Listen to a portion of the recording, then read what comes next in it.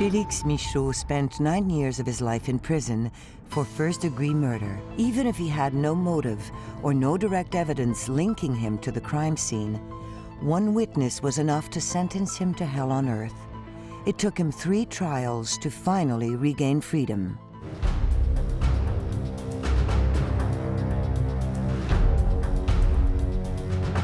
In this northwestern area of New Brunswick, people mainly live from the forest industry. Felix Mishu grew up in a big family. Since childhood, he has always dreamed of living in total harmony with the forest, even if it meant dropping out of school at a young age. I always hated school because I thought that one doesn't need to go to school to work in the woods. My father was working in the woods and he had not needed school to do it. So I thought that if my father was able to work without going to school first, with the little education he had, I could also do it. But when a river runs in the middle of the forest and separates Canada from the United States, it's tempting to do some smuggling. I would take cigarettes and alcohol across the river at night. It's the best time. Everybody's sleeping. Nobody sees you going about, and the river is calm. It was easy to cross.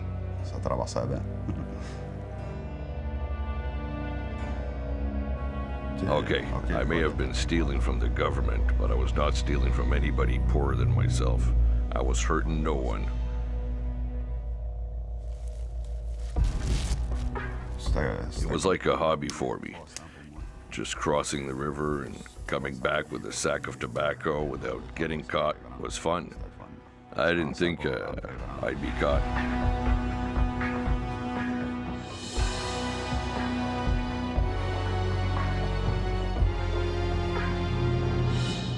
At the time, I wasn't afraid of the police or of the wildlife officer, rangers. I knew they couldn't catch me because I changed place too often. I never had bad luck. I was always lucky. Luck was always with me back then. But one night, his luck is about to run out. His wife being out, he takes care of his daughter, Cindy. It's already late when a visitor shows up. I heard knocking at the back door on my shed. My shed was right next to the house, and I heard knocking, hard knocking. I went to open the door, and it was Marco. He wanted a ride to go down to Edmundston to get drugs. He wasn't a bad guy. He was having a hard time, was getting high a lot. He was stealing from his parents, stealing from his grandparents to get drugs. I know that Marco has never been charged for things he's done because of his dad and his reputation in the community. In effect, Marco Albert's father works at Canadian Customs. In that border area, where people are crossing regularly between countries or do some smuggling, it's better to be in good terms with everyone, including the local customs officer, even if it means shrugging off his son's behavior. That night of December 3rd, 1991, Felix Mishu just doesn't feel like leaving his house. I told him he was crazy. It's snowing outside. Look at the weather. I can't drive you. I have to take care of my daughter. So he said, "Do you want to smoke with me?" I said, "I don't mind." So we smoked a joint of hash, and then he was really high and started asking me again to drive him back. As he was leaving, he was frustrated and saying, "Come on, man, please take me there." He was almost on his knees for me to drive him to Edmundston, and I didn't want to drive. So I left, was frustrated, and I didn't see him again. The thing that woke me up was my wife was crying. She was sitting in the kitchen, she was crying. Her sister had come and told her that Mrs. Gagne's house had burnt in the night. I told her not to worry, we're going to get dressed, It may be a rumor. There are a lot of rumors, so we're going to go and see if it's true. So we got into my car and drove up there, and it was true. The house was down, and it had really burnt. She was a great woman. She was almost a mother for my daughter. She liked to help everybody. She was the kind of woman that would have seen you on the roadside, and if she knew you a little, would have asked you if you needed help, if you needed a ride somewhere. When I was living in Clare near the pharmacy, she often called me to bring up her medication because she was tired and she couldn't drive.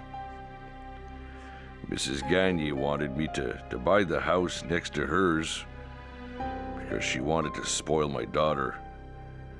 And by buying the house next to Mrs. Gagné's, it would have given me better access to the United States that were behind my house, and I could have done my smuggling on the river more easily.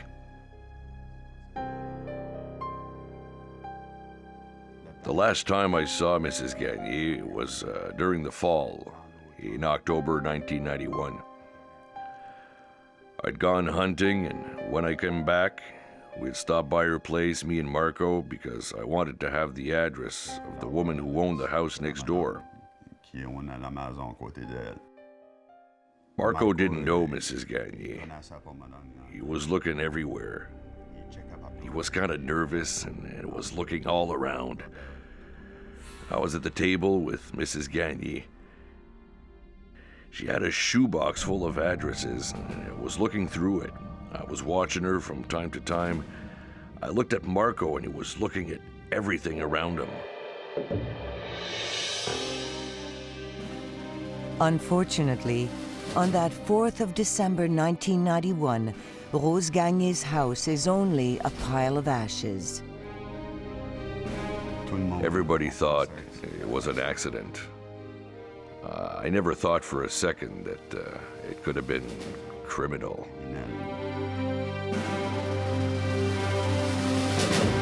The policeman's investigation concluding to an accidental death, the village buries Rose Gagné in the Connors Cemetery. Slowly, life returns to normal. Felix Mishu returns to his family and routine and continues to cross the St. John River many times a week.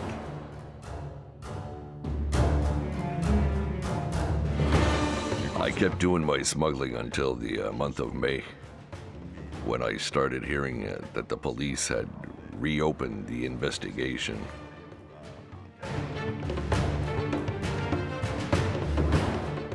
They were saying that it was not an accident. What had happened to Mrs. Gagné was criminal. The only thing we heard was that the police was going from door to door to ask people questions. But they never came to my house asking me questions. They went everywhere else apart from my house. I didn't think much of it. I thought they wanted to leave me alone. At the same time, the police proceeds with the exhumation of Rose Gagné's body. It was none of my business. I was not concerned by any of this up until July 7th, when they came to arrest me. I had done a trip on the river on July 6th. My car was not running well, so I was changing the spark plugs, and I was planning another trip that night. I was screwing the last spark plug on it, the very last, as a police car rolled in my driveway. One officer came out and twisted my arm and my back, and he said, "You're under arrest for the death of Rose Gagné." My daughter was in the window and looking at me. They handcuffed me and read me my rights about 10 times. "You're entitled to a lawyer." I told them, "Why would I talk to a lawyer? I didn't do anything wrong. I didn't do anything wrong. I didn't need a lawyer. I was only smuggling on the river. That's the only wrong thing I was doing. I wasn't hurting anyone."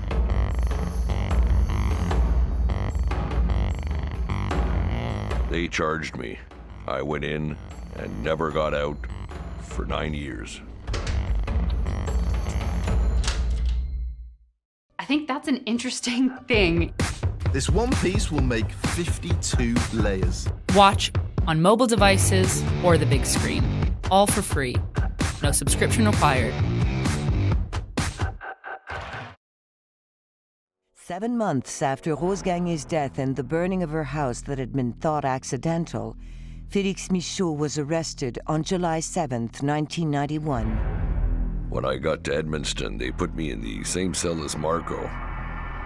I asked Marco what was happening. He said, "I don't know. They say I have something to do with Mrs. Gagné's death." I said, "Me too. That's what they're telling me." I've always thought they had made a mistake, that I had no business there, and tomorrow my lawyer will get me out, and it's an error. They made a mistake.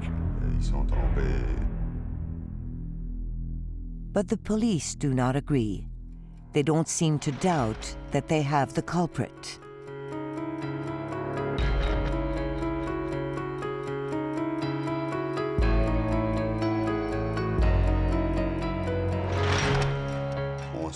We know you've done that. We know you've done this. Well, if you know everything, why would I talk to you? I have the right to remain silent. Well, I'm going to use that right, and I will remain silent. I did not say anything else. I didn't say a word. I never talked. The next morning I woke up and Marco was gone. I was alone in the cell. I wasn't surprised that he wasn't there when I woke up. I thought they had taken him to another room to interrogate him. If he had done something wrong, it was his problem, not mine. I knew I hadn't done anything wrong. In effect, Marco Albert said many things to the police. Just before going to court, Felix Mishu sees his misfortune companion for a last time.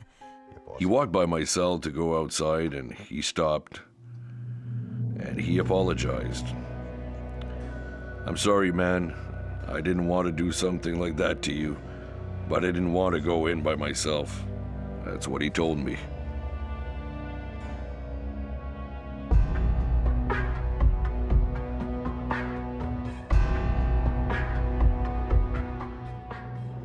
They took me to court and told me I was accused of manslaughter. When I got to court, they told me I was accused of felonious homicide. When I got in court, they told me I was accused of second-degree murder. And when I had my preliminary hearing, they charged me with first-degree murder. I found out that Marco Albert had implicated me in this after my preliminary hearing, when we asked the Crown for disclosures. They gave us the statements Marco had made. He had made 3. In the first 3 he had made, my name was not even mentioned. Then he gave another one, and it was written Felix had done this and Felix had done that. My name was everywhere in his statement. On top of that, he testified against me in my preliminary hearing, and he added some more. I thought he was a scumbag. He was a no good. He needed to lie to save himself from a crime that he may have committed. Firstly accused of accomplice to murder, Marco Albert will see the charges against him reduced to accomplice to theft. He pleaded guilty and is convicted to 2 years in prison. Felix Mishu, who has pleaded not guilty to the first-degree murder accusation, is facing a life sentence in prison and is kept in detention.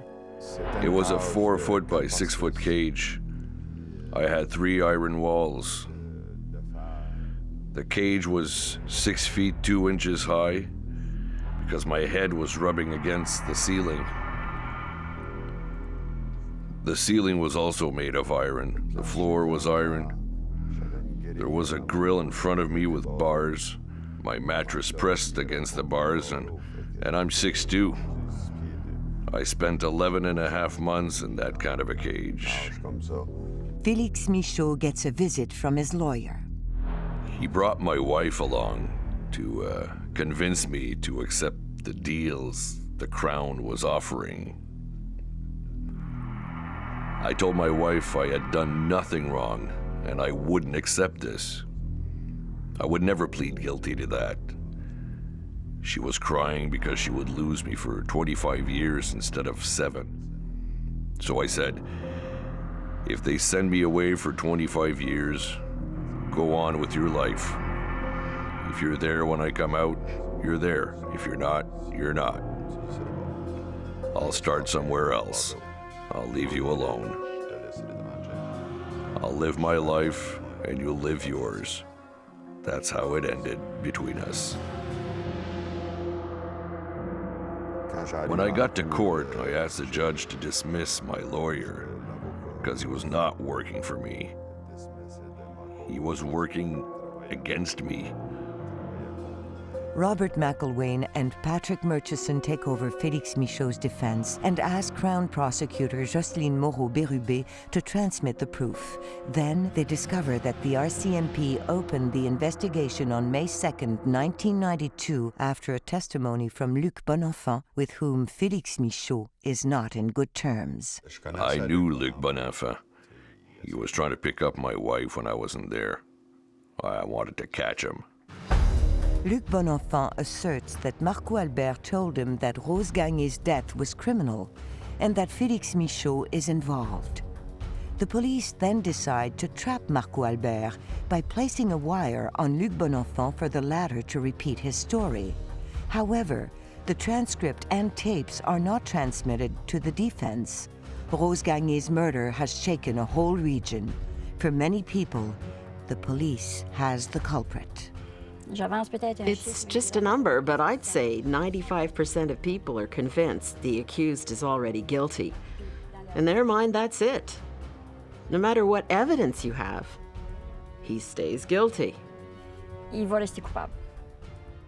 I couldn't believe my ears. Nobody would listen to my side of the story. They only wanted to hear Marco Albert. He still had forgotten details. He had to add some more during the first trial. He kept forgetting things and saying, Mrs. Prosecutor, I forgot to say this in my statement. I'd seen Felix strangling Mrs. Gagné, and he was choking her so tight that her head was bouncing on the bed, and I heard him rape Mrs. Gagné. So with the addition of rape, it became a first-degree murder. It felt weird to hear someone destroy somebody else's life like that. Other witnesses show up. Wallace Breton swears under oath that he saw Felix Michaud's car at the place of the fire the night of the tragedy. As for Yvon Gravel, he states that Felix Michaud has offered him a medal that used to belong to Rose Gagné. Yvon Gravel was seen by his next-door neighbor searching through the house's debris after everything was over. The pathologist certifies that Rose Gagné died before the fire. Pushing his theory further, he pretends that Rose Gagné choked while vomiting from fear of being raped and battered. I had a bad feeling because when my witnesses testified, the jurors weren't paying attention to him. While the defense attorneys argue that no direct proof links Felix Michaud to the crime scene, Jocelyne Moreau-Bérubé insists on the past of the accused. When I was younger, in the years 83, 85, I did 3 stupid things. But these I had done, so I pleaded guilty. If I had been caught smuggling on the river, I would have pleaded guilty. But having killed Mrs. Gagné, no. I'm not guilty of that. I did nothing to that woman.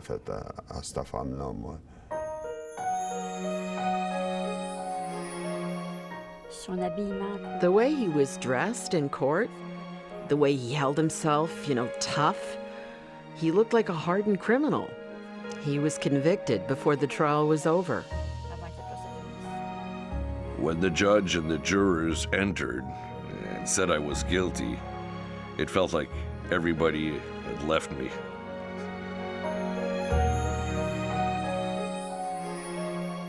On May 22nd, 1993, Felix Michaud was unsurprisingly found guilty and sentenced to life imprisonment without a chance of parole before 25 years. That was an error they made because I knew I had done nothing wrong. Now that I know Felix well, I am sure that his naive personality must have played a part in his ordeal. It can be quite easy to jump to the conclusion and say, okay, he must be guilty. He doesn't defend himself. He must have done something. They sent me straight away to the penitentiary. I was sharing my cell with another guy from Tracadie. He was supposed to be gone to take a shower. I hurried and tied my bed sheet around the sprinkler box. It was solid, and I hung myself. I read the Bible 3 times. They say in there that there is a second judgment somewhere. And I thought I would have my second judgment, and I would be free, found not guilty, and go to heaven.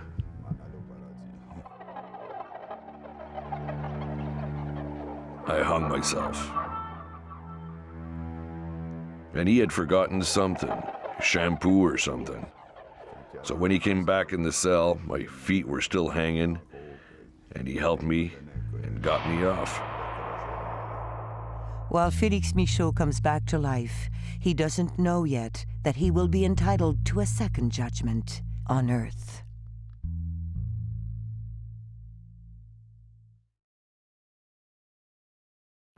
On May 22, 1992, Felix Mishu, in spite of his claims of innocence and that no direct proof links him to the murder of Rose Gagné, is sentenced to life in prison based on Marco Albert's testimony. While he is incarcerated at the Renous Penitentiary, his former friend's accusations haunt him. When you have a first-degree murder charge, you're really quite nicely welcome because the lifers are really respected. But if you arrive with other charges, that's when things don't go so well. And we know very well that in prison, the sexual offenders are at the bottom of the pile. They are considered the worst of the worst, so they become targets for all the other inmates. There have been many inmates who confronted me. I've been surrounded many times. The pathologist had testified at my preliminary hearing and had said there were no signs of rape and no signs of strangulation. But when you don't have proof, your chances to escape are not very good. Every time his story was mentioned in the media or when somebody found an old newspaper article where all the accusations against Felix were listed, his problems with other convicts started all over again.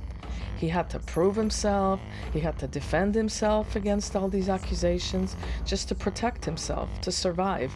It was hell for him. You have to save your skin, because if you don't defend yourself, it's them or you. Oh my God. It's surreal. Feels like we're in a movie. I had asked her if she could come and visit me. I felt lonely. I had no visitors. When I came into the room, Felix was waiting for me with open arms, all happy. "How are you, Auntie?" he goes. "Thank you, Auntie." I had a lot of encouragement from my aunt when she came to visit. She was always telling me to hold on, that everything happens for a reason, things like that. That there is a light at the end of the tunnel. That it was for me to cross it. But it was hard to cross. Every time I went to see him, he always claimed he was innocent. He always said he was not guilty. As I was not guilty, I would have liked to be able to leave with them. So I had set my mind to it that I was going to stay there for the rest of my life.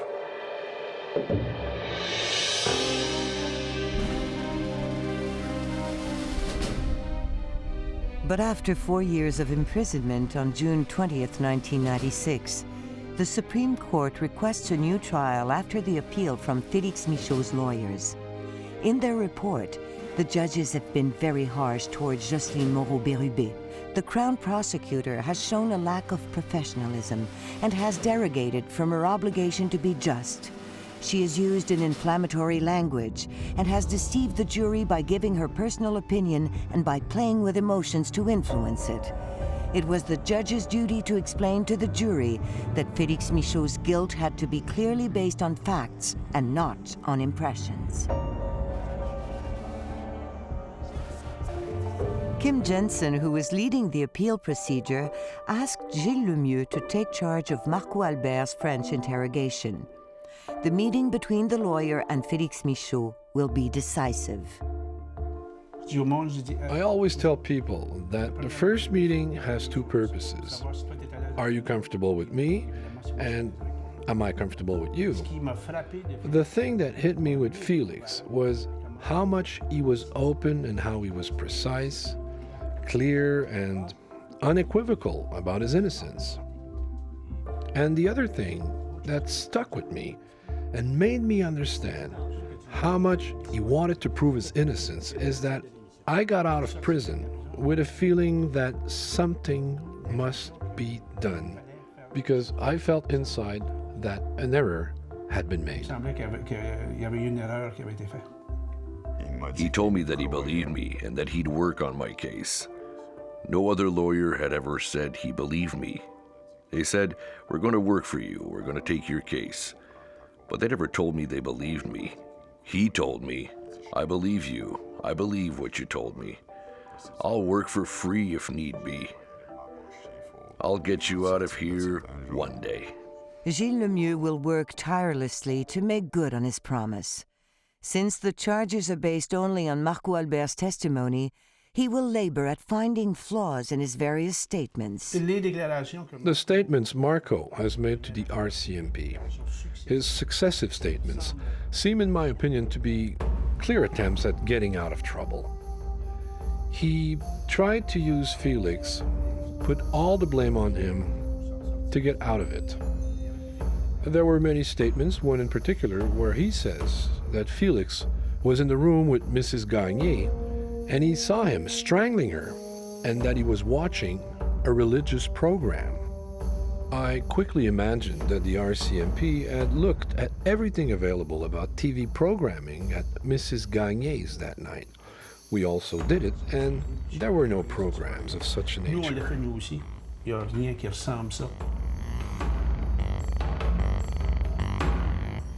I was going to attack his credibility.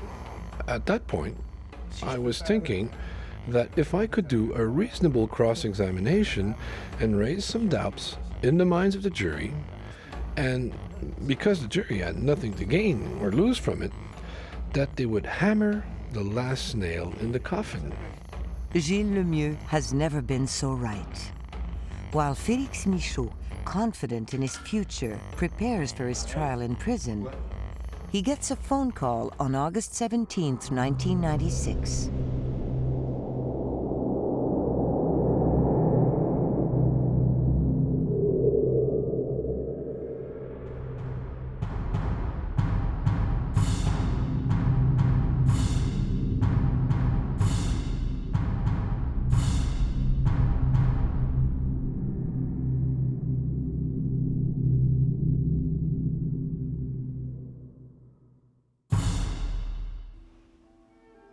I said, "It's impossible. We're going to trial in 3 weeks.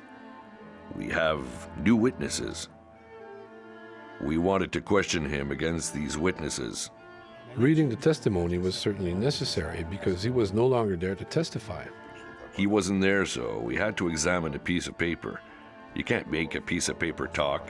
It's a terrible blow for the defense. In one or the other of the statements that are not exactly the same, Marco Albert incriminates Felix Mishu, but the worst part is that Gilles Lemieux will not be able to cross-examine him to challenge Marco Albert's credibility. Marco Albert left a suicide note asking for forgiveness for his mistakes. When he mentions the harm he's done, does he mean what he's done to Felix, or what he's done to Mrs. Gagné or to his family?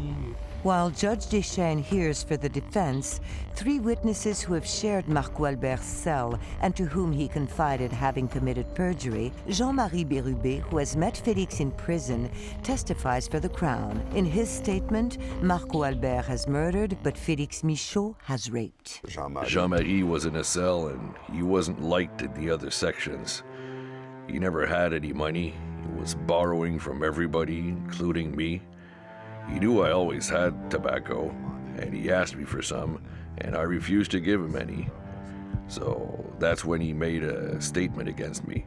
The pathologist who has testified, Dr. Mackay, has testified in both trials, and in the first one, he was convinced that Mrs. Gagné had choked on vomit from fear of rape and battering.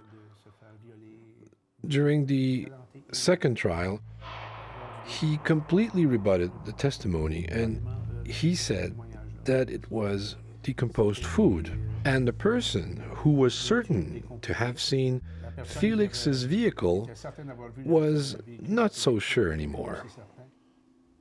Before the jury withdrew, everybody was quite confident that they didn't have enough proof that I would get out.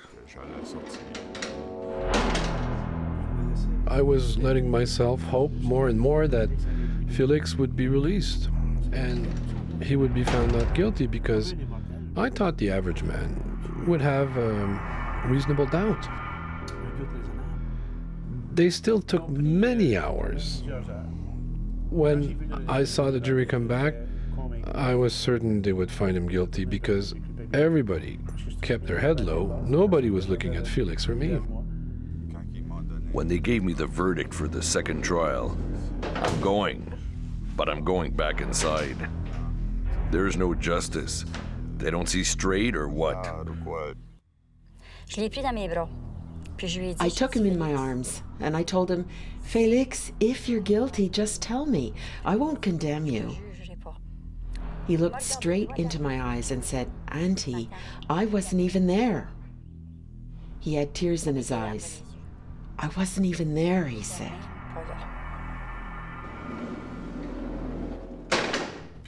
Gilles came to see me and said, Felix, hang on. I know you're not guilty, and I won't quit as long as I haven't gotten you out of here. I knew there were some procedural errors that enabled us to appeal the case. Actually, Judge Deschênes had made a serious procedure mistake. When instructing the jurors, he told them they could still consider Felix Mishu guilty of first-degree murder, even if Jean-Marie Bérubé's testimony specified that Marco Albert had killed and Felix Mishu raped. In the meantime, Gilles Lemieux finds evidence in the file that had been hidden from the defense since the beginning. Before that, I had no idea that evidence existed. As for the police, I have no idea why they hid that, or any idea as to why the Crown hid that.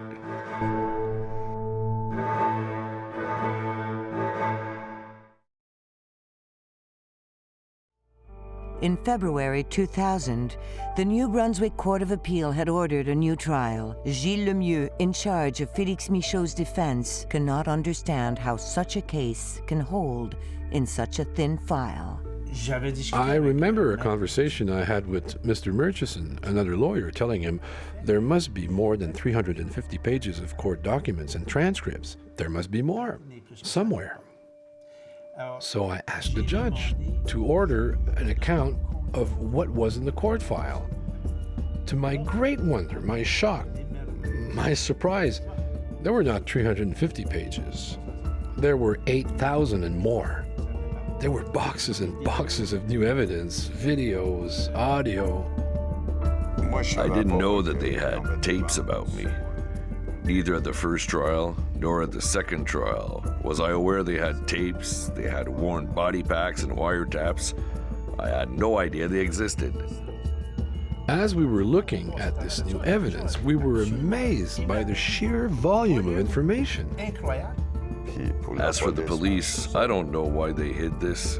No idea why the Crown has hidden this. If the Crown knows the police possess documents, the Crown should speak up and tell the defense, which hasn't been done.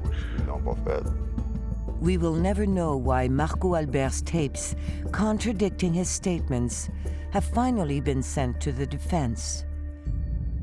Maybe someone at the prosecutor's office wanted fair justice to be done in the end. While Gilles Lemieux listens to the audio tapes, Felix Mishu in jail continues his fight. When I was in jail and fighting for my rights, the guards didn't like it because I was seen as a leader. I was trying to help myself and read so much in legal books that I helped inmates to find problems in their documents. So the guards were saying that I was a leader or an instigator.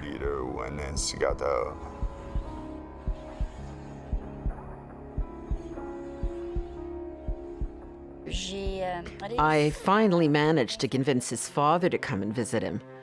It was a very, very tough visit for both of them. I felt really bad for him. When I saw his reaction when he came to visit me, I asked my aunt not to bring him anymore. I preferred knowing him at home than seeing him there. I could see he was sad. He didn't come back to visit me after that. The next time I saw him, he was in a hospital bed and he died after.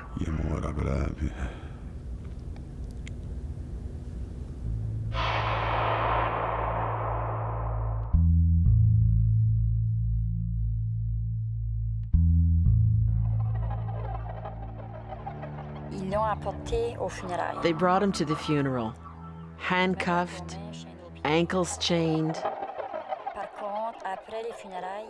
We did, though, manage to convince the sheriff to let him come with us to the after-funeral lunch before taking him back to prison. Felix Mishu will never get the chance to give his dad the joy of seeing him a free man again. The third trial was planned for May 2001. Relentlessly, Gilles Lemieux keeps listening to the audio tapes, and his labor will soon pay off. What he didn't know was that I took the audio of that conversation that was absolutely zero in terms of quality, and I sent it to a studio in Fredericton to have the sound cleaned. Then the sound was not extraordinary, but with the transcripts, what was happening was crystal clear. Luc Bonenfant was wearing a wire under his shirt, and he went to see Marco Albert and suggested, "Wasn't Felix the guy with you?" Marco said no. Bonenfant suggested 2-3 times, "Wasn't Felix with you?" And he said, "No, are you crazy? Felix was never with me." Marco was really contradicting himself. Felix was not implicated. He admitted it on the body pack. I had nothing to do with this. These tapes of Marco Albert that exonerated Felix Mishu have never been shared with the defense. The question becomes, has there been malicious intent? And if so, from whom? Here we have a big legal team of prosecutors, and in my opinion, the whole team has missed the boat. They did not start with the goal to convict Felix Mishu just because they wanted to convict him. Somewhere someone believed Felix Mishu to be guilty. And the judge has concluded that since the proof was not available, that Marco Albert's cross-examination was not complete and was unreliable, that he would exclude Marco Albert's testimony. The judge has told the prosecutor, "I will exclude the testimony. Are you ready to start the trial?"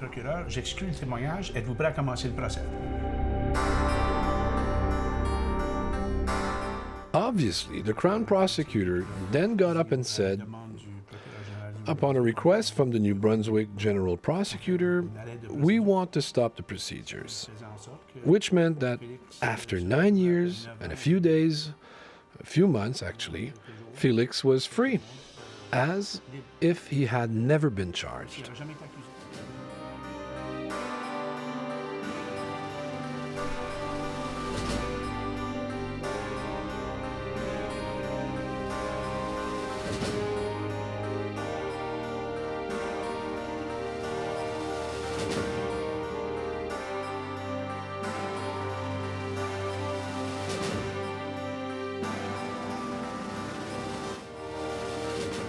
I didn't really understand what had happened.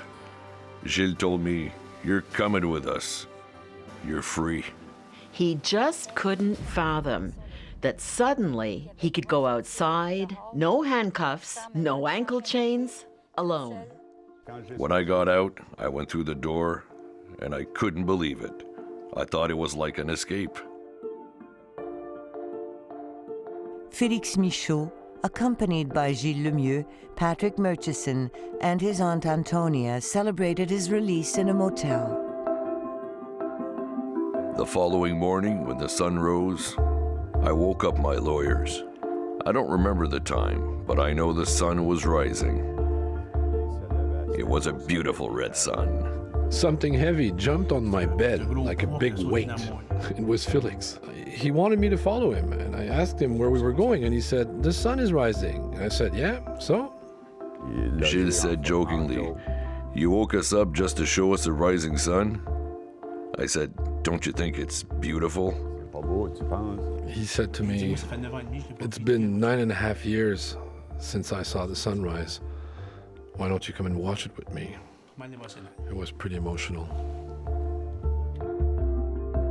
After those brief moments of euphoria, life has not been easy. The judge never told me I wasn't guilty. Nobody ever told me I wasn't guilty. If I'd heard these words, I wouldn't feel so much like I had escaped. I'm trying to get that in my head. I'm not incarcerated. I can go where I want. I'm not where I was 9 years ago in the past. Some days when I'm really relaxed, it feels like ages since I've been released. But other days, when I'm really stressed, it feels like it was yesterday. I still walk with my head low. Nobody apologized. Nobody said they'd made an error. Nobody said anything to me. They just said, "You're free to go." That's it. That's it. I have a scanner at home which I often listen to because in the past I'd done nothing wrong and they came to my house and arrested me. So today I'm always afraid they'll come to arrest me and incarcerate me again for no reason. So if I would hear my name on the scanner, I wouldn't feel right. I'd hide in nature, and a year later, I'd go see what they want. That's what I'm left with. The feeling that one day they'll come back to take me because they didn't tell me I wasn't guilty. That's why I go in the woods, to try to relax, to touch reality. I'm not in prison. I'm outside, and I'm free. I can go in the woods. I can go wherever I want to. I'm free. If it hadn't happened to me, maybe my life would be different, because I could have followed the course of life. I could have followed everybody.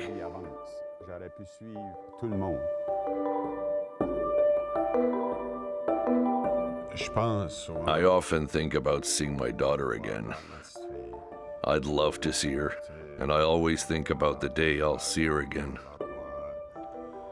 When I left for jail, she had just turned 4 and grew up while I spent 9 years behind bars. And now I'm like a stranger to her, so I can't blame her if she doesn't want to see me. I'm giving her all the time she needs, and she'll come and see me when she's ready, and I don't want to force her or interrupt the life she has, and I don't want to bother her.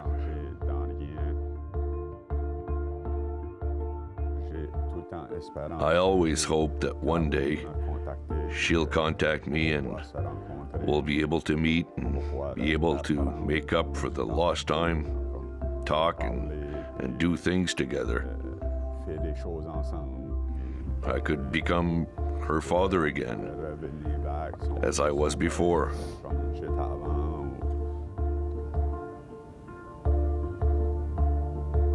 Some sequences of this movie have been shot on Father's Day. Cindy, Felix Mishu's daughter, has made her father a surprise by offering him a letter, but also by opening her arms to him.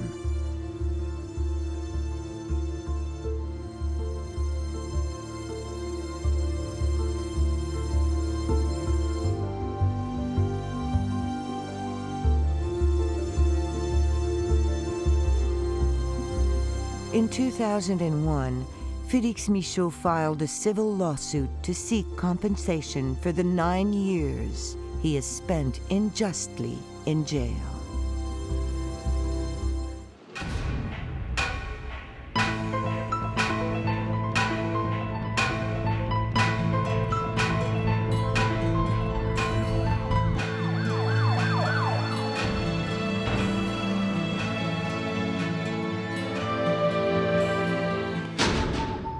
On December 14th, 1961, there is a robbery in Mont-Laurier. Armed criminals enter Mr. and Mrs. Grenier's apartment located above their general store. They steal $4,000. That evening, Rejean H, a Montreal resident, could not foresee that he would be sentenced to 15 years in prison for this robbery he did not commit.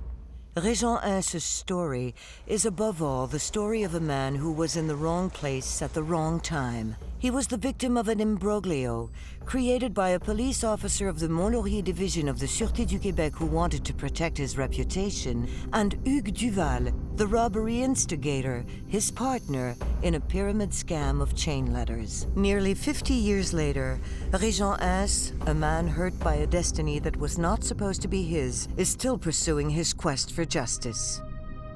Mr. Hess is a person who has suffered an important trauma in the 60s that has really created a change in him and his life. Mr. Hess lived that change without making a choice, entirely by chance, by being in the wrong place at the wrong time.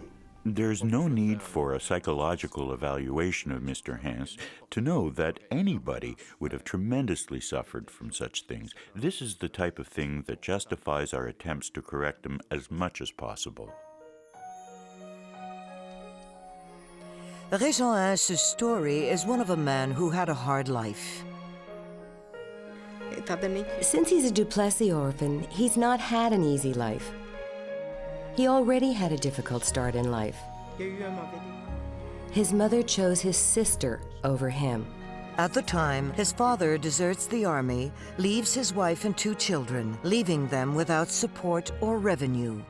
My mother found herself alone with 2 young children. I was 3 years old. My sister was 6 months old.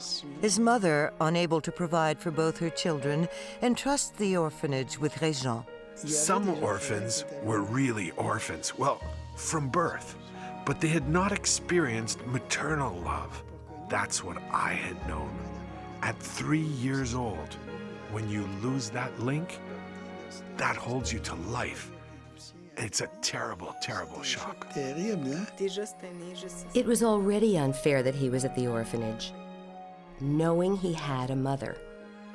She took me to the photographer to take a beautiful photo because she knew it was probably the last photo she would have of her son. It's the only photo I have from my childhood, the first memories I have from my childhood. Around that age, 3, I was crying all the time. When he got out of there, he met my mother, she got pregnant, and he finds himself in prison. Shortly before the event in Mont-Laurier, Rejean meets Janine in Montreal, who will become his wife and the mother of his 2 children. When I met her, she was 16, and me, I was 23. It was a great love I was discovering. Since he goes through an unemployment period in the plumbing field and to support his future family, he buys used cars, repairs, and resells them.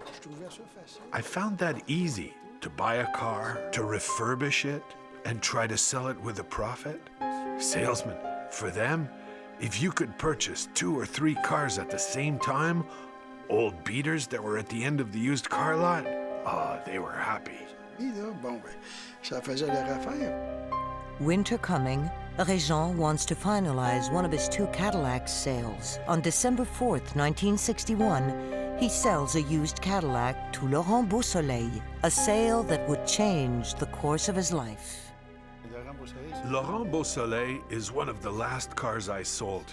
It was a Cadillac. I had 2 Cadillacs. One I used, and the other was for sale. It was a car that looked very good for the body, but the engine was pretty tired. At one point, Beausoleil, who lived in my area, he was interested. He was taking the car with a trial option for 1 week and would come back with the car after 1 week. He was either going to buy the car or return it to me.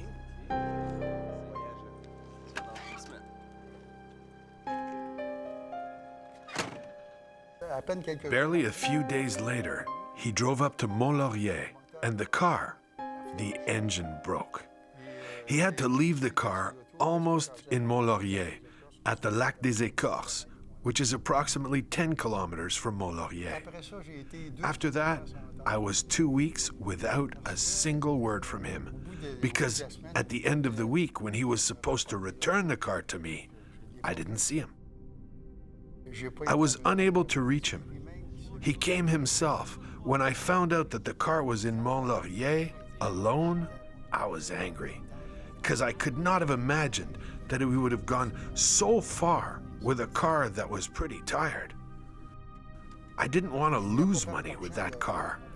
So I said I wanted to go to Lac des Écorces to see in what state the car was. The reason I was insisting that much for Beausoleil to be with me, it was because he had some responsibilities towards that car. He was the one who left the car there. Myself, I had never been to Mont-Laurier. It was an area that was completely unknown to me. When we got to Lac des Écorces, I introduced myself to the mechanic, and he says that I need a release to take possession of this car. The mechanic offered to come with me to Mont-Laurier, and Beausoleil, he decided to... Next door, there was a snack bar next to the garage. You know, there was a small restaurant, so he decided to wait there. I went to Mont-Laurier with the mechanic, who directed me to the police station that was within the Court of Justice building. There, I introduced myself to the corporal, who went to the chief's office to get a release form. He puts his form in the typewriter and starts to type my name. But he asks for my driver's license and registration. I gave him my license, and the mechanic intervenes to say that the registration was in his garage's office.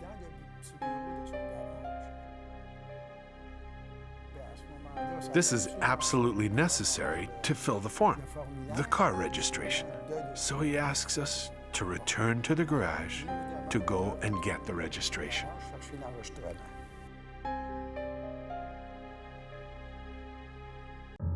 On the way between Mont-Laurier and Lac des Écorces, the mechanic Leclerc tells Rejean that some people showed up at his garage in early December. One of them, Hugues Duval from Mont-Laurier, asked him permission to leave his broken-down car on his land. Fearing that the Cadillac had been stolen, he feels obligated to contact the Mont-Laurier police. A few days went by, and the mechanic, looking in the car, found the registration in the name of Rejean H. This did not correspond to Hugues Duval, but he did not know Hugues Duval. He was a guy from Mont-Laurier.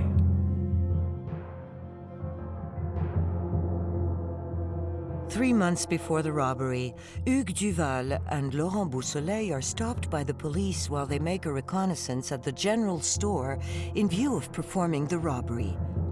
The police let them go. Later, Duval decides to not actively participate in the robbery, but he gives the apartment and the general store's plans to Beausoleil in exchange for a percentage of the proceeds of the robbery.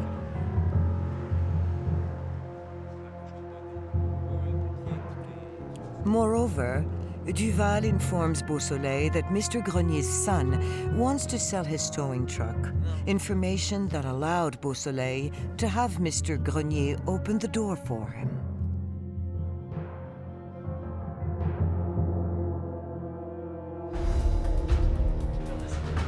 One week after Duval and Beausoleil left the Cadillac with the mechanic, that is 4 days before Rejean H arrives for the first time in the Mont-Laurier area, the robbery is committed in the apartment above the general store. Robbery instigated by Hugues Duval, and to which Beausoleil and other accomplices actively participate.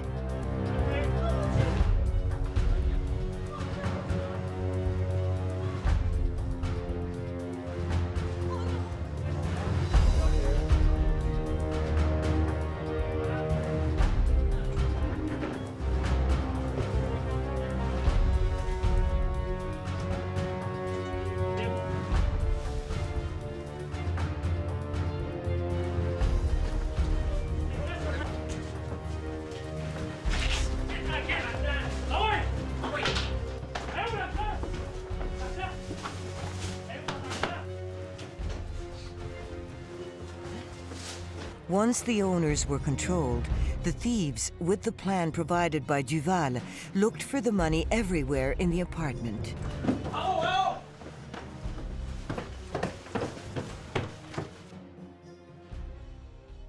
One hour of terror, during which the thieves have not been gentle with their victims.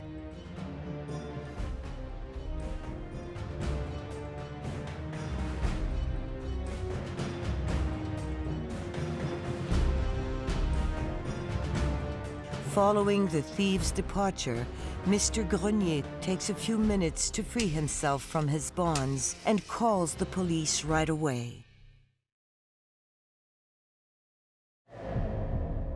Rejean H, back at the police station with the mechanic, this time with the Cadillac's registration, only wants to get the official papers allowing him to recover his car. Rejean has no idea he will be accused of robbery and that his life will be turned upside down. We take the registration, we return to Mont-Laurier, and suddenly, arriving in this big room that was the Sûreté du Québec headquarters in Mont-Laurier, there's about 10 policemen and some prisoners.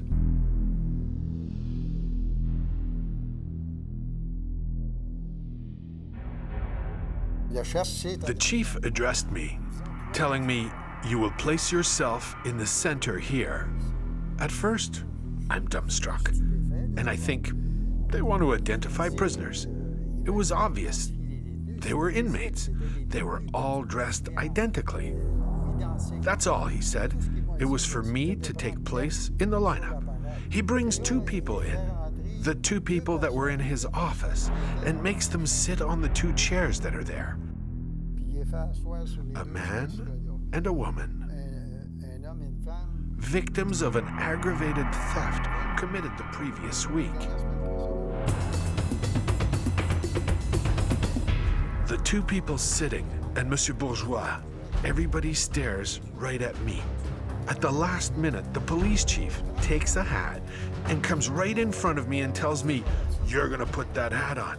But I'm starting to feel stunned by what's happening, and I hesitated. He pulled it right down on my head.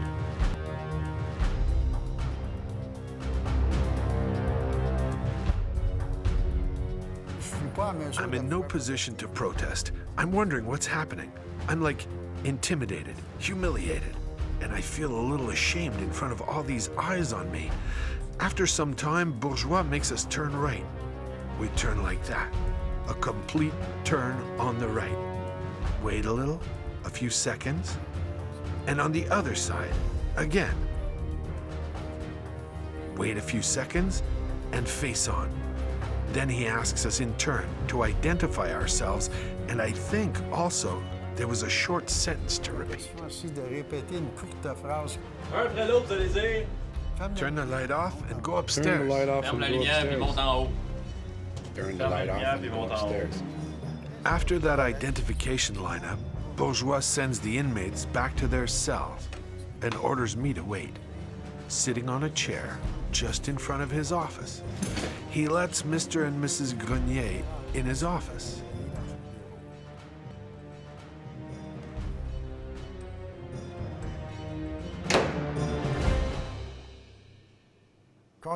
Conrad Bourgeois opens the door and asks me to come into his office. Monsieur Bourgeois orders me, always direct commands, to look Monsieur Grenier straight in the eyes. So I turn to Monsieur Grenier, look him in the eyes, then Mrs. Grenier. Then he tells me to get out and wait again on the chair. I get out, take my seat back on the chair, and wait. A good 5 minutes at least, before he gets out and tells the policeman to take me down to the cells.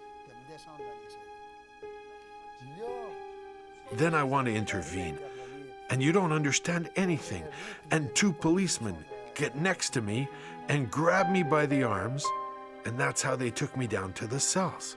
Then I was in the cell, apart from the others. During that time, the policeman went to get Beausoleil and brought him back, and we had another identification lineup with the same prisoners, the same policemen, and they took me back upstairs and put me in a 3rd lineup.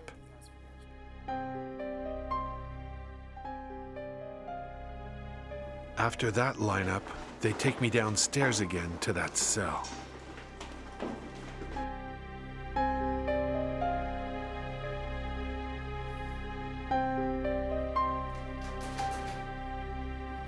I asked to make a phone call. I asked to see a lawyer, and the only answer I get is that the chief is the one to decide. I cannot even call my wife. I cannot even call my mother or anyone. I cannot contact anybody, so obviously my wife must be very worried because we're together every day. I was 3 days in that cell without seeing a lawyer, without seeing anybody aside from the guards who brought me food. And after the 3rd day, that's when I was interrogated by 2 policemen. The interrogation must have lasted 20 minutes to half an hour. Until then, I didn't know what I could be suspected of. That's when they told me that a robbery had taken place the previous week and that I was suspected of it.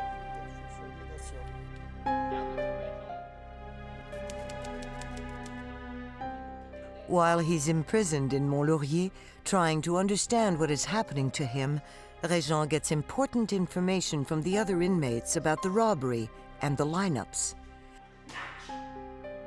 After the interrogation, they took me down to the cells with the other prisoners. That's when I learned a little more about what happened. That the civilians present were 3 policemen, and Mr. and Mrs. Grenier knew all these people since, according to what they were telling me, they owned a general store. The way I addressed to them, they realized I have never come to Mont-Laurier. I am wrongly accused. They are the ones trying to help me. But in truth, the policemen are the ones who should have tried to help me. After some long days waiting in his cell, Rejean finally meets a lawyer. On Friday night, around 7 o'clock, a lawyer arrives, Henri Courtemanche. He asks me, what happened? I tell him in details what I had just been through since the 18th. I claim my innocence. It's the first time I set foot in Mont-Laurier, and I'm accused of something I have nothing to do with. After telling him, as if I trusted him, he asks me what I thought about him taking my case. I was surprised. I was surprised because my intention had always been to contact a lawyer I knew in Montreal. So I asked him a few questions, and he answers that he's a lawyer from Mont-Laurier, that he had been a member of Parliament for 10 years. When he told me that, I thought, he's a leading expert here. He was saying, listen, I can guarantee that everything will sort itself in this. In the end, I asked him one other question, a little to make sure, despite all the insurance he was trying to give me by taking my case, he crossed his forefinger and middle finger like this. I'm like this with the judge who conducts cases here. So I agreed. I agreed for him to represent me as my lawyer. I told him, listen, I've been here 5 days, and I've been unable to see anybody. I have not been able to contact anybody. It would be time for me, at least, to contact my wife. So right after that, I was authorized to finally call my wife.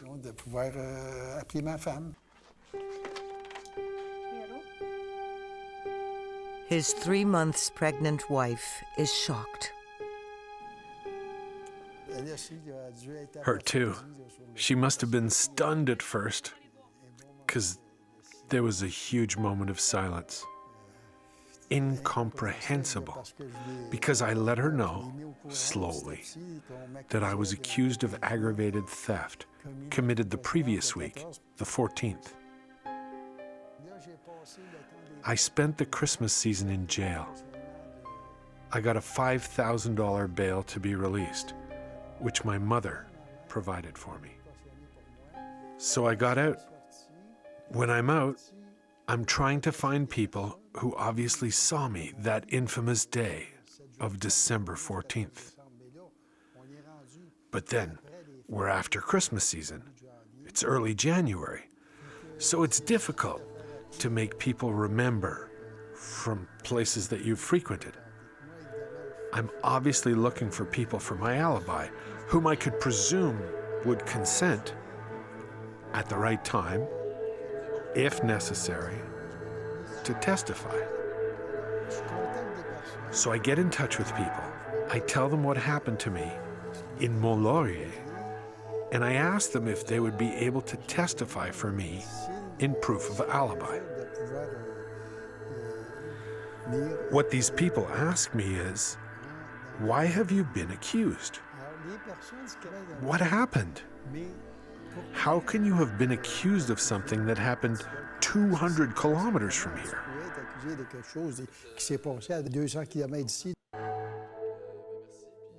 From one to the other, just like that, I realized that by telling them, I was actually scaring them more than anything else, because they could see themselves in a situation where the police could suspect them if they testified for me.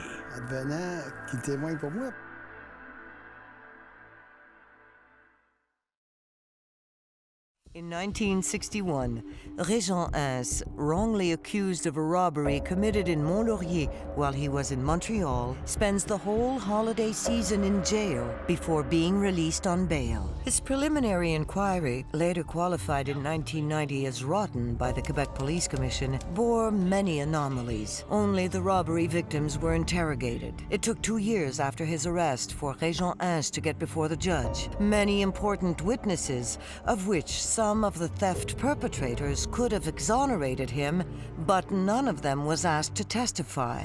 A trial where the culprit's identity was presumed. The presumption of innocence at the start was clearly a presumption of guilt.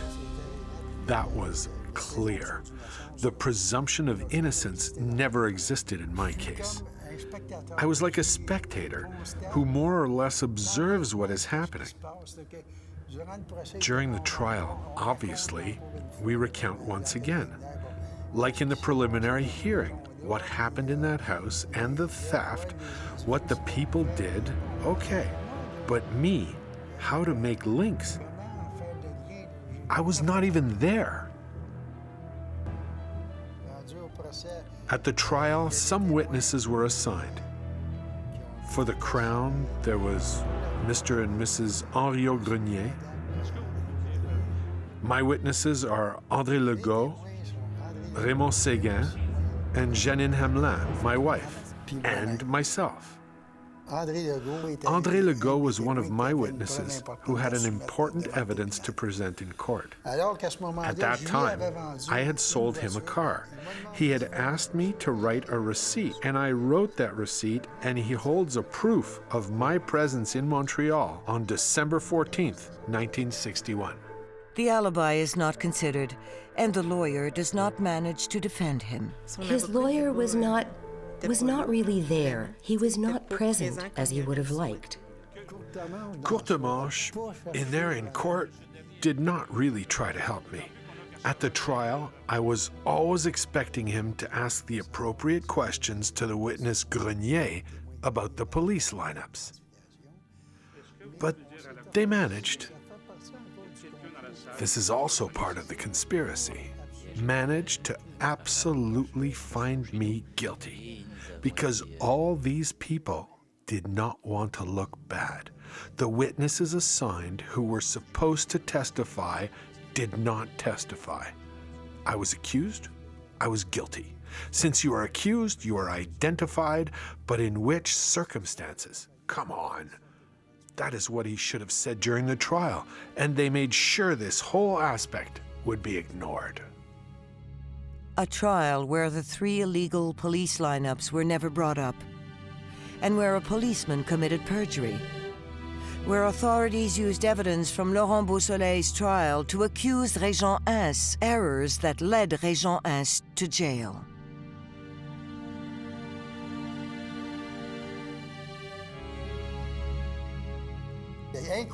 Incredible, I'm telling you, things that come from total aberration. And without my alibi, they found some flaws related to the testimonies between the witnesses to find me guilty and sentence me to 15 years in prison.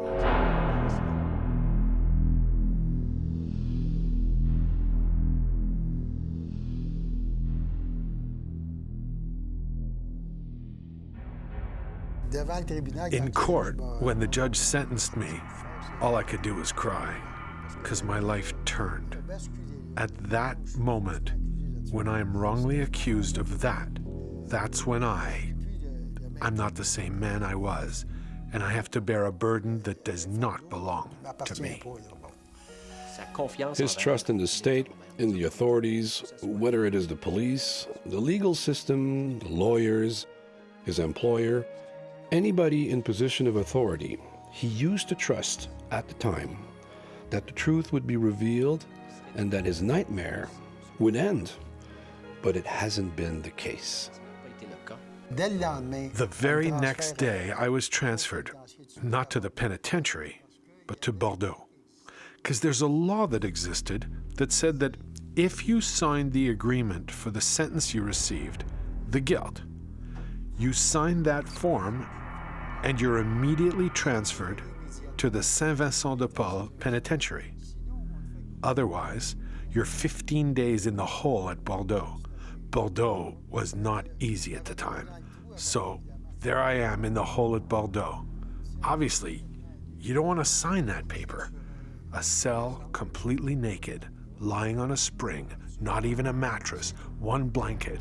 That's it. What Rejean H ignored is that the police officer in charge of his arrest had done everything to save his reputation and made sure his partner in a fraud business could never be accused. Duval was a guy from Mont-Laurier who's into a variety of things. Among them, the illegal chain letters, for whom Conrad Bourgeois becomes promoter for the Mont-Laurier area. Conrad Bourgeois had been caught in various things, like illegal chain letters.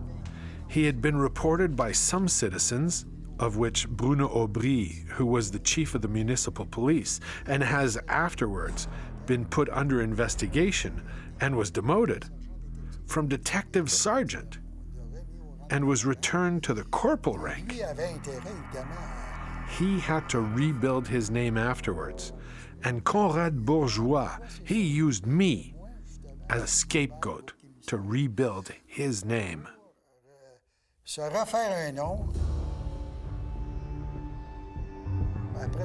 After Bordeaux, I was transferred to the penitentiary, and the Saint-Vincent-de-Paul penitentiary is... Me arriving there, it's hell. And there, you're stuck, sentenced to 15 years. 15 years there. Hell on earth. And then you're ashamed of being a human being. I had to rebuild myself as a human being. I was completely shattered. I started taking charge, I believe, by forcing myself. I started impossible workouts, burning myself out with exercises, especially in my cell. And then, in the yards, on the weights, I was going above my strength, trying to evacuate that rage. But it was not a matter of evacuation. I was cultivating the hatred, the rage, the revolt. And that's what helped me to not get out of it, but to live what I had to live there.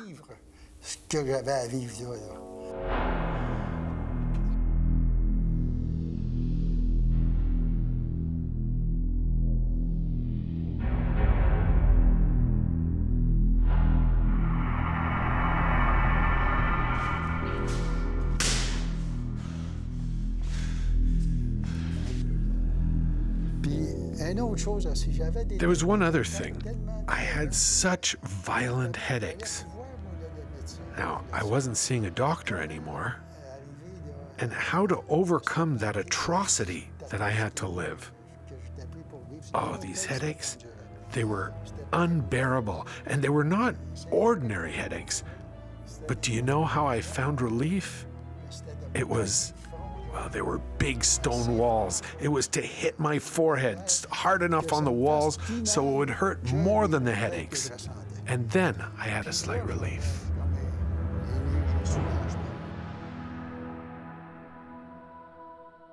The other three, who were never accused of the case in Mont-Laurier, were accused of other acts, like bank robbery. They had been sentenced to 10 years. So they were at the penitentiary for 10 years. So I ended up in the penitentiary for something of which I was innocent. But I had to live with the people who had committed the robbery in Mont-Laurier. Try to imagine which state I was in. Even for them, some of them that I got to know little by little, I could represent a danger to them. And over there was a lot of self-justice at the time. And something could have happened to me.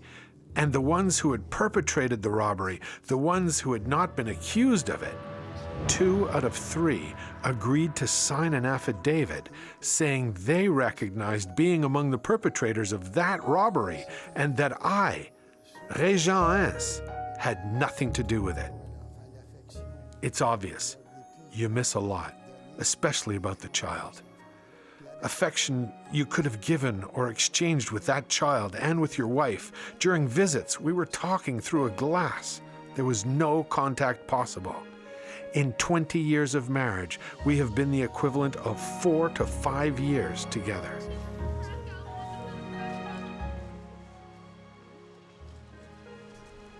Despite his 8 years spent behind bars, Rejean did not abandon the fight. In spite of Laurent Beausoleil and the statements of 3 other robbers that exonerate him, Rejean H does not obtain justice. After his release, he had to take up the battle again. Someone who was unjustly sentenced in the 60s, sentenced to 15 years in prison, serves many years in jail before getting parole, and who, since then, claims for the governments and the concerned authorities to accept that they've made many errors, and they refused to do it. In 2008, we had to take important legal proceedings to try to get reparation, and Mr. H has the courage to pursue his debate until he obtains fair and reasonable reparation.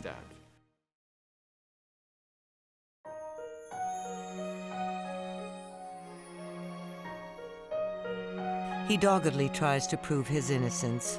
Rejean H's quest is one for justice, for him, but also for his whole family. His wife, Janine, deceased a few years ago, had seen her life broken because of that event. Despite their divorce, Rejean and Janine have always remained in touch. Their son Christian and their daughter Muriel have also lived through difficult times. My mother admitted she told me my father had done some jail time. I was 8, 9 years old. I lived many difficult things with my father. Often the relationship was tense. I also had problems understanding him, understanding his behavior. I often felt different with him. I did not understand his gestures. I didn't understand his attitude. So it answered many questions when I learned. Even if I was very young, even if I was 8 or 9, I understood many things at that time. It brought me answers. It really is the worst thing, from the legal point of view, that could have happened in a story in Quebec. Since 50 years, almost? In 2011, it'll be 50 years that I'm fighting this. And for 50 years, they refused my word. It simply is a denial of justice to me, and I wonder who will end up hearing me and really understanding me. Up to now, they've always tried to strangle me, to make me... Look, I was sentenced. You're a convict. You're guilty.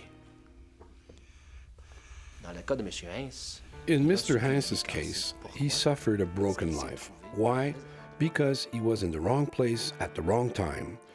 And that led him to serve 8 years in jail, to have a suspended sentence afterwards, to have to report to authorities on his whereabouts, and to maintain his innocence.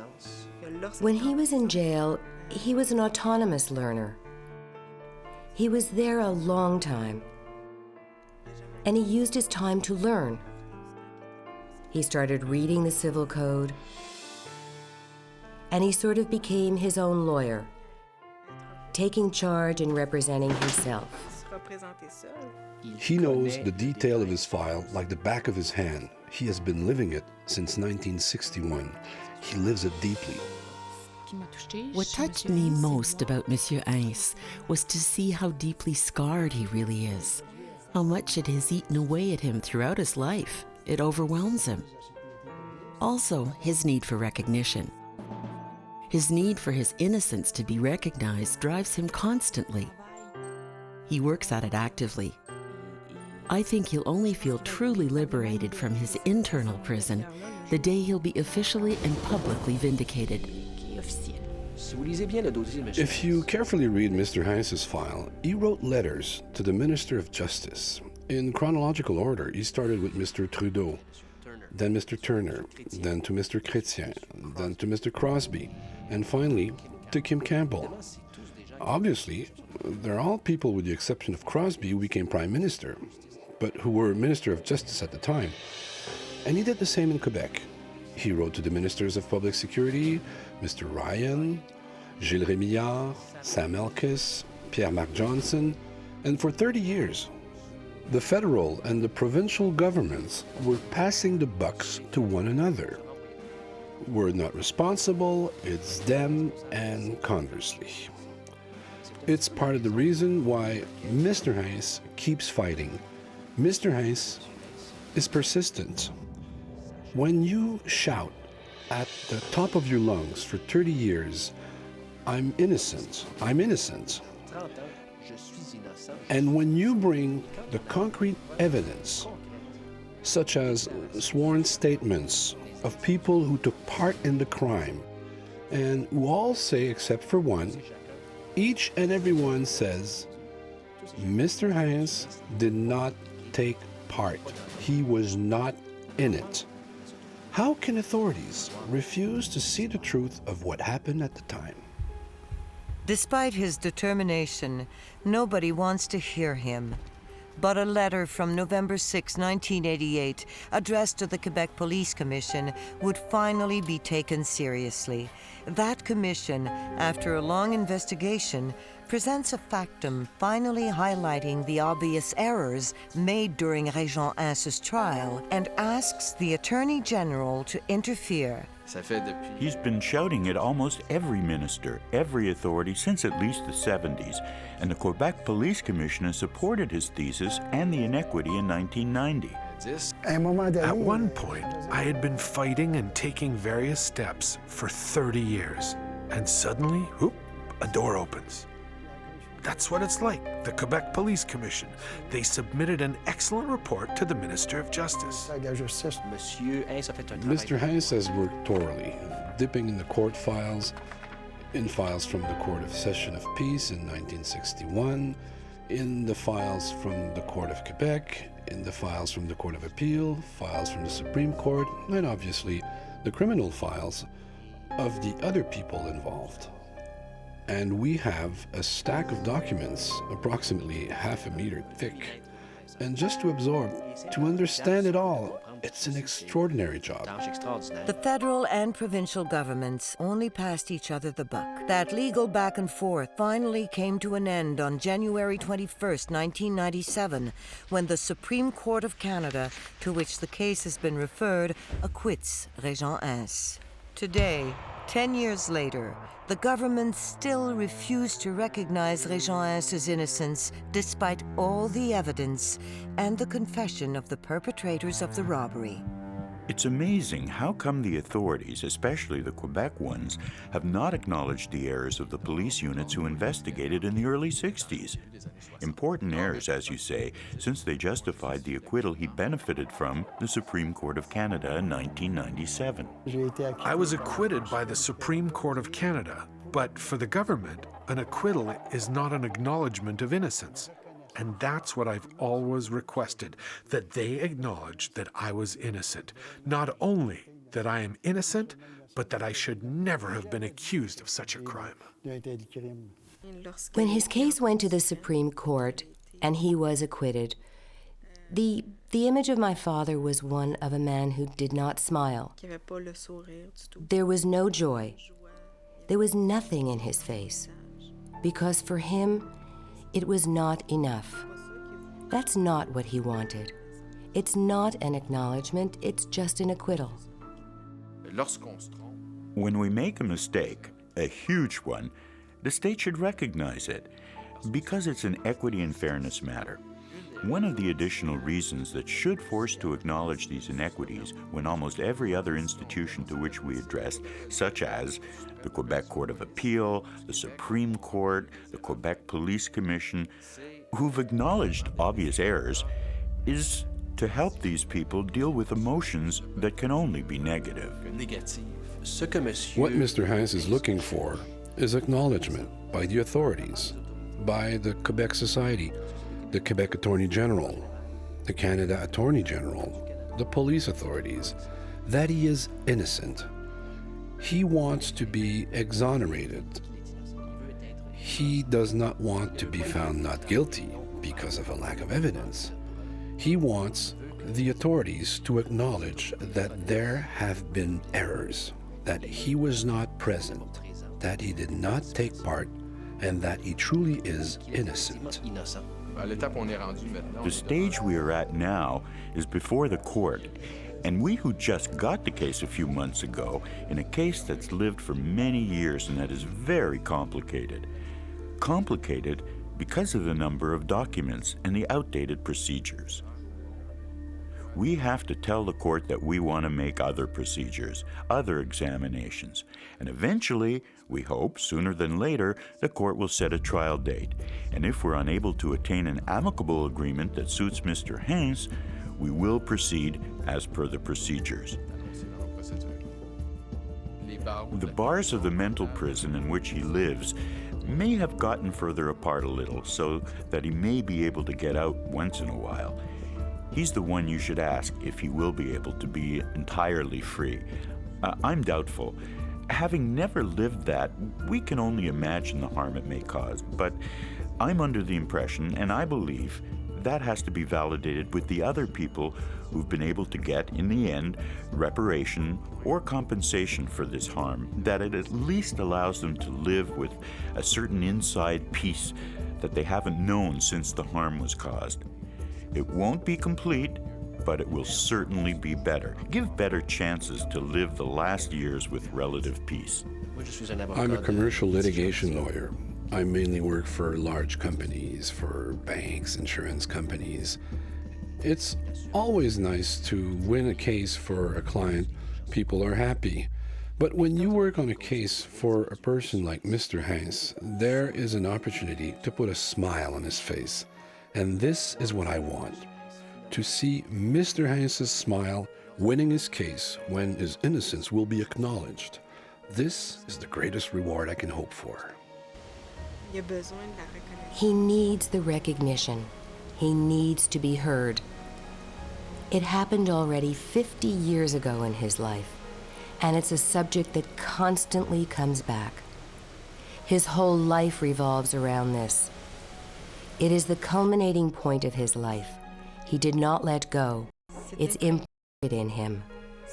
It's the story of his life, so he cannot help always coming back to that point.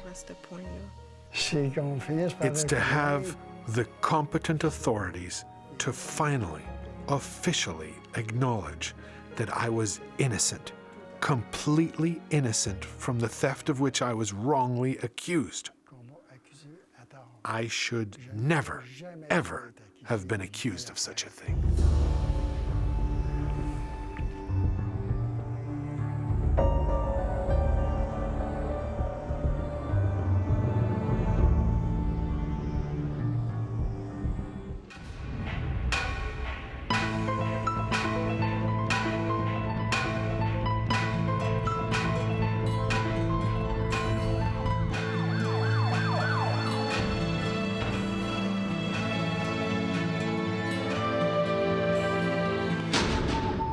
Donald Marshall Jr. was wrongfully convicted of murder and served 11 years waiting for the truth to emerge and the real killer to be brought to justice.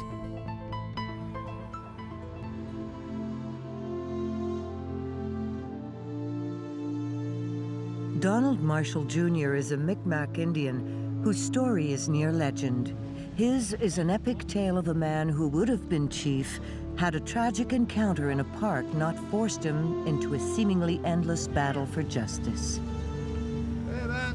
But for Donald, the injustice did not begin that fateful night in Sydney, Nova Scotia. It was already woven into the very fabric of his life as a First Nations person in Canada, even despite the prominent background he came from. Well, the role of my father was, he was a chief of the, I think there's 26,000 Mi'kmaqs across Canada to the United States. So he was our leader in spirituality and public speaking, public awareness and all that. The Mi'kmaq people have lived in what today is Canada for over 10,000 years.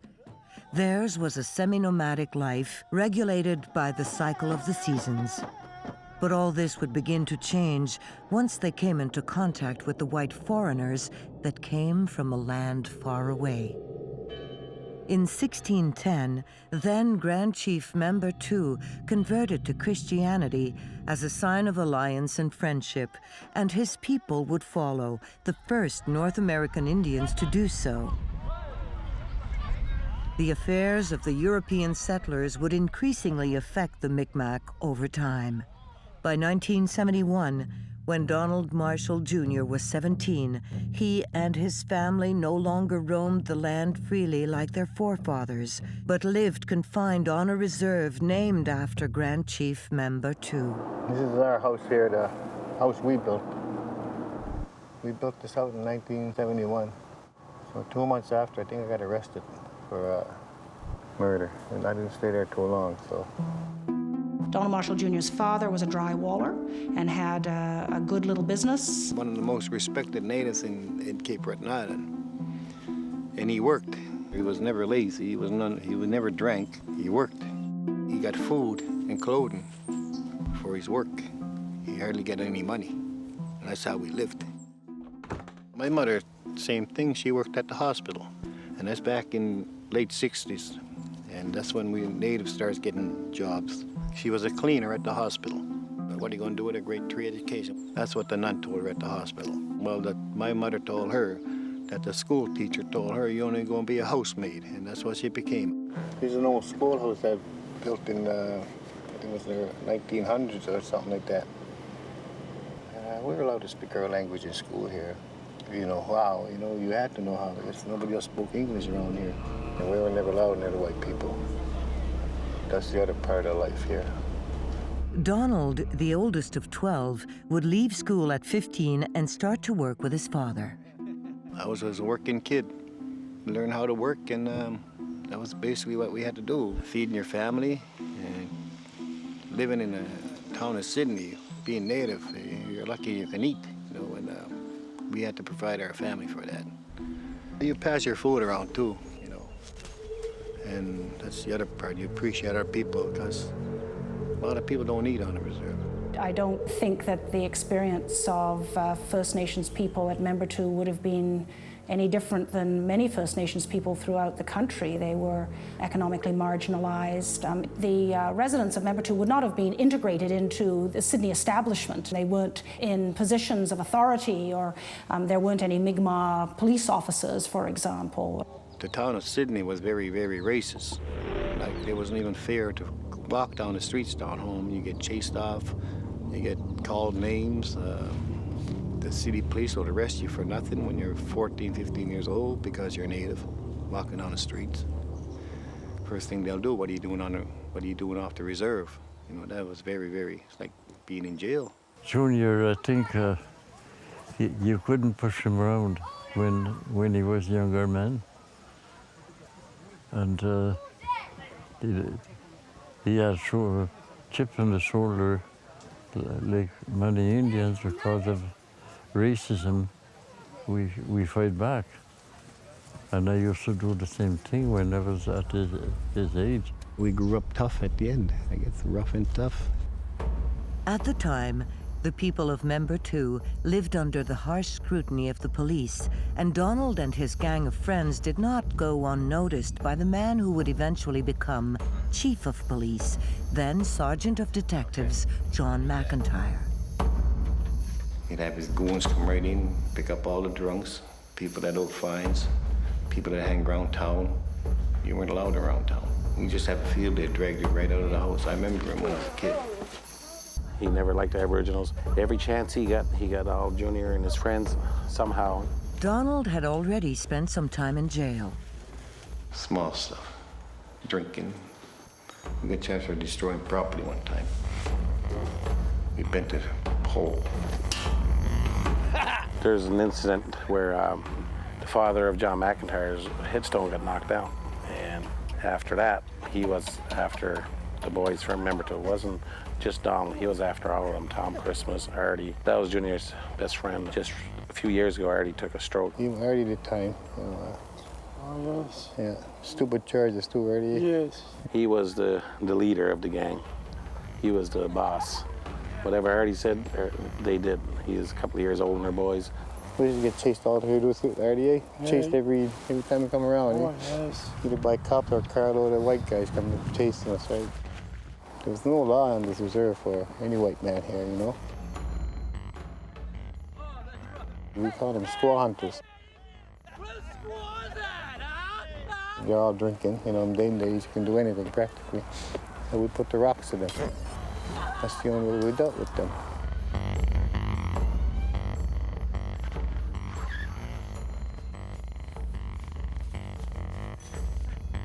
They never fucking caught us already. Once we're in the woods there, we're fine, you know what I mean?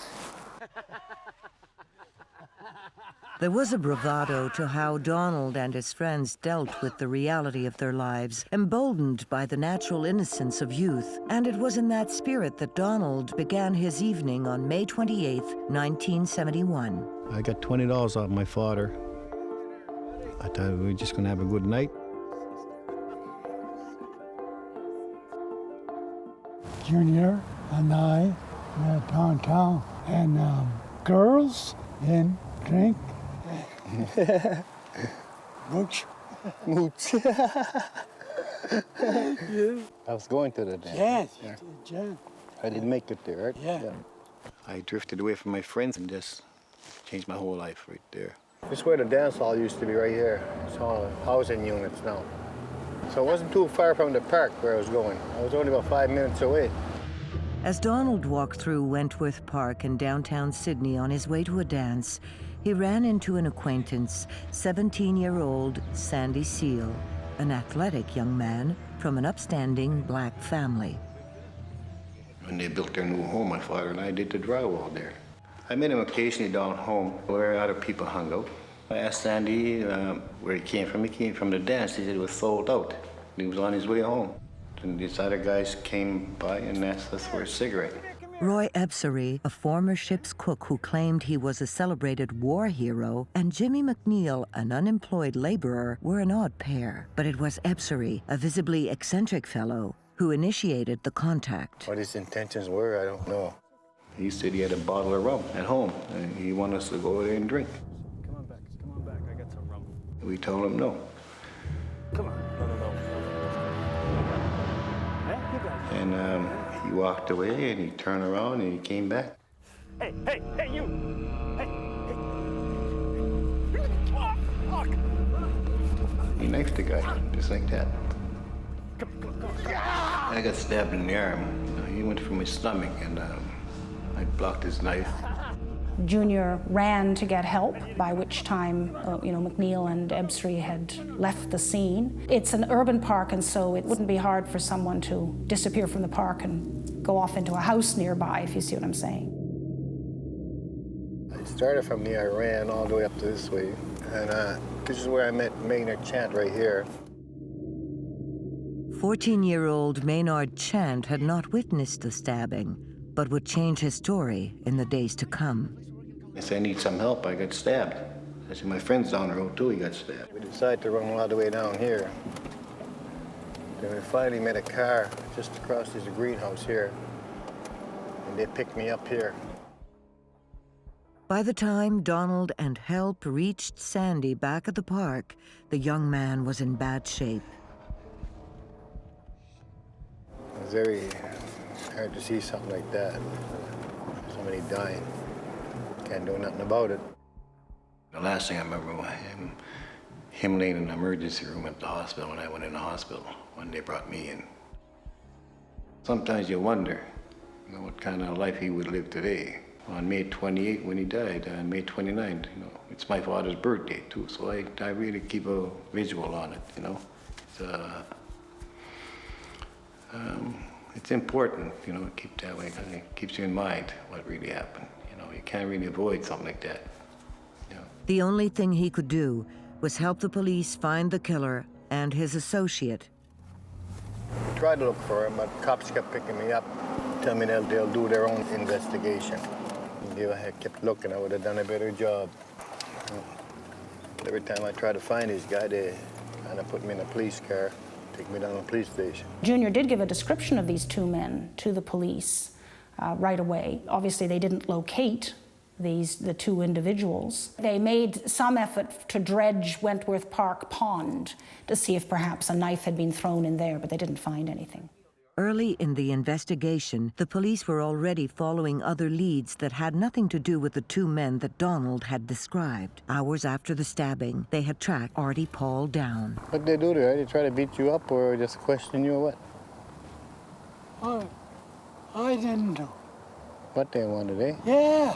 The police would imply that Artie had stabbed Sandy Seal and that Donald was covering up for him. He was saying if you're going to hide your friend, you're going to hide your buddy, you're going to do a lot of time for him. It wasn't Artie that did anything. Why should I point the finger at him?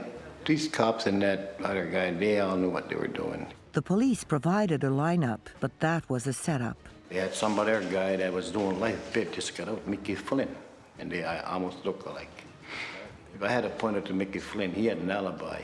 Donald had no idea that the police had a new theory. Pretty quickly, the theory was developed that it was Junior who had done the stabbing. That developed what's known as tunnel vision on the part of the police, and particularly John McIntyre. So they had Junior with a very large gash on his arm. The theory developed around that was that could have been self-inflicted. The investigation by the police was just a mock right from the start. Donald spent the next few days at the police station trying to help with the investigation, but mostly being ignored. I was there a whole week. They never fed me once. They told me just sit there. At night, they let me go. You can leave now, but come back tomorrow morning. I'm back there at 9 o'clock. I remember there were a lot of young people coming in, writing statements out, but a lot of them were never taken. There were a lot of them ripped up. Those statements would have supported Junior's denial that he had been involved in the stabbing, and they would have cut against the police theory that he was the perpetrator. But they didn't come to light. By then, the police had focused the investigation on 3 unwitting teenagers: 14-year-old Patricia Harris, who had seen Roy Epsery and Jimmy McNeil in the park prior to the stabbing; Maynard Chant, whom Junior met while looking for help; and 16-year-old John Pratico. Guy, he's just another drifter on the street, you know. He wasn't near the park. He was hanging around with a couple of Indian guys that night. The initial statements from the teenagers did not bear fruit in terms of implicating Donald, but the police would soon make sure they could prove their theory. Donald Marshall Jr. witnessed Sandy Seal being stabbed to death by Roy Epsery, while his friend Jimmy McNeil watched. But the police did not believe him. They found 3 teenagers who would prove their theory that Junior himself was the killer. Each had a weakness they could use to their advantage. Patricia Harris was simply terrified. Maynard Chant was on probation for stealing milk bottle money. And John Pratico was mentally unstable and, in fact, would soon be institutionalized. Maynard Chant and John Pratico and Patricia Harris were put under tremendous and, wholly inappropriate pressure. The questioning occurred with parents being absent. It happened at night. These kids would have felt, very intimidated being in the presence of the police, and, having the police hammering at them about what the police were saying they had seen, and suggesting that they were lying if they, resisted what the police were suggesting. So these were conditions that, were designed to produce these kids saying what the police wanted them to say. 1 week after the incident in the park, they finally got the statements they needed. Patricia Harris now placed Junior alone with another man at the crime scene, while Maynard Chant and John Pratico now both claimed they had witnessed Junior argue with and stab Sandy Seal. It was after that that they then took a formal statement from Donald Marshall Jr.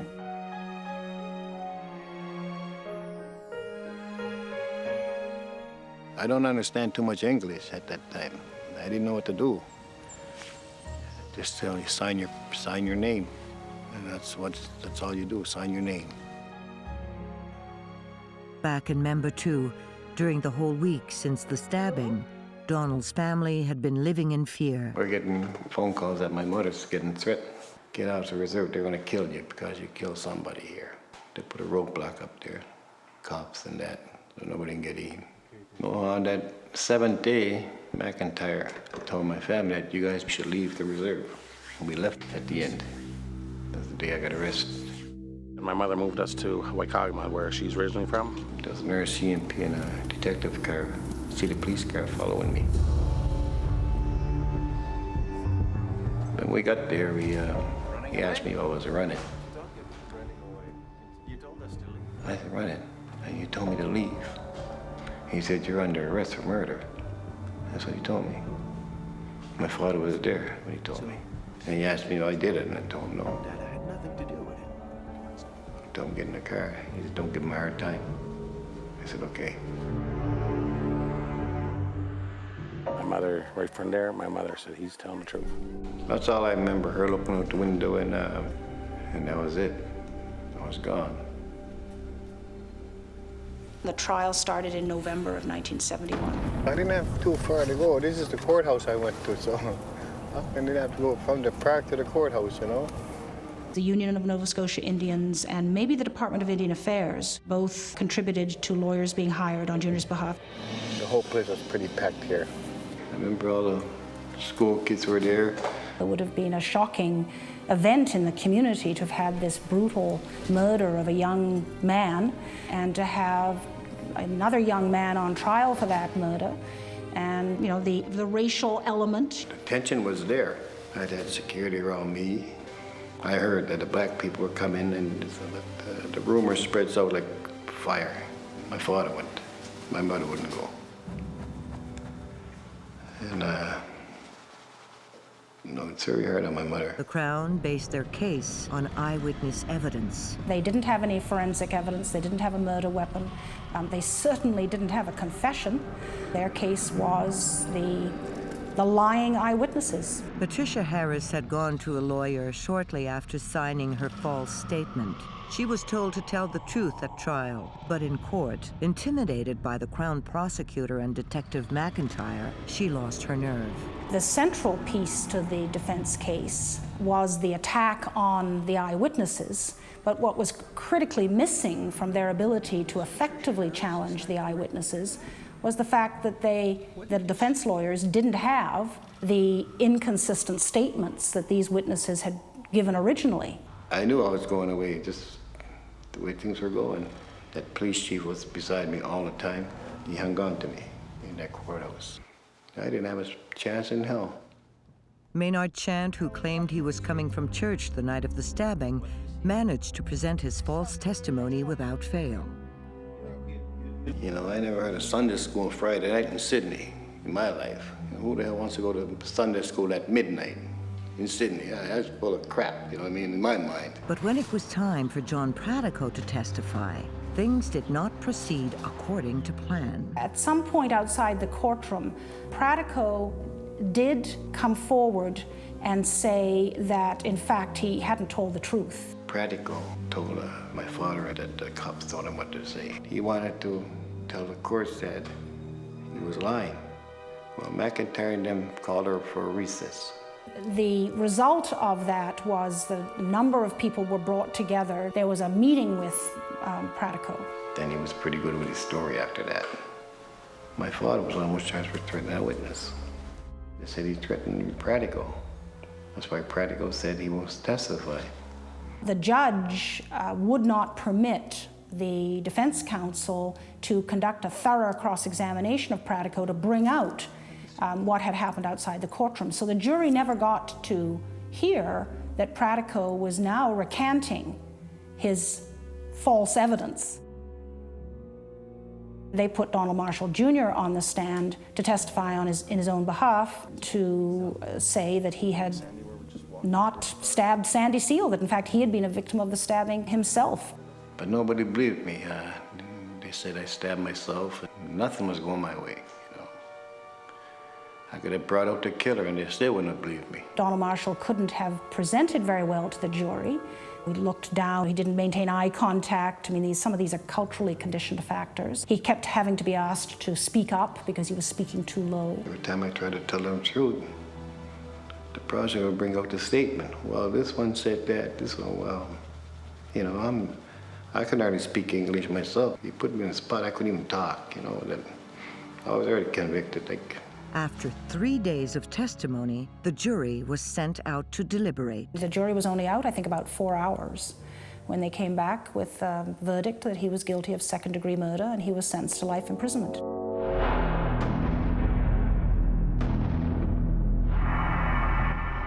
I just put my head down and I try to start swinging, but there's too many cops around me. You know you're going to prison. You're stuck.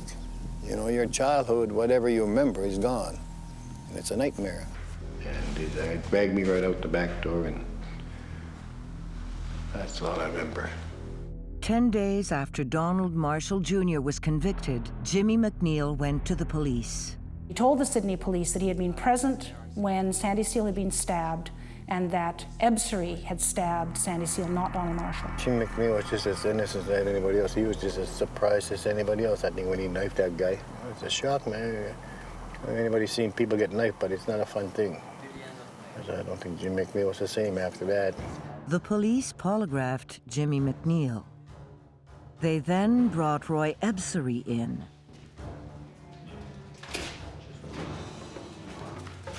Did you stab Sandy Seal? I didn't stab him. Incredibly, he passed. Obviously, it goes to show that the polygraph is not always a reliable instrument. That investigation went nowhere. The police concluded that McNeil was a feeble-minded alcoholic who imagined the whole thing. Donald Marshall's lawyers brought an appeal to the Nova Scotia Court of Appeal, but it was unsuccessful. I called my lawyer up one day. I asked him how my appeal was going. He said they turned it down 3 months ago. What? I was going to get in touch with you. I was in the county jail for 14 months. You know who the guard was? McIntyre's partner. His brother was assistant warden in the county jail, and he had it against me.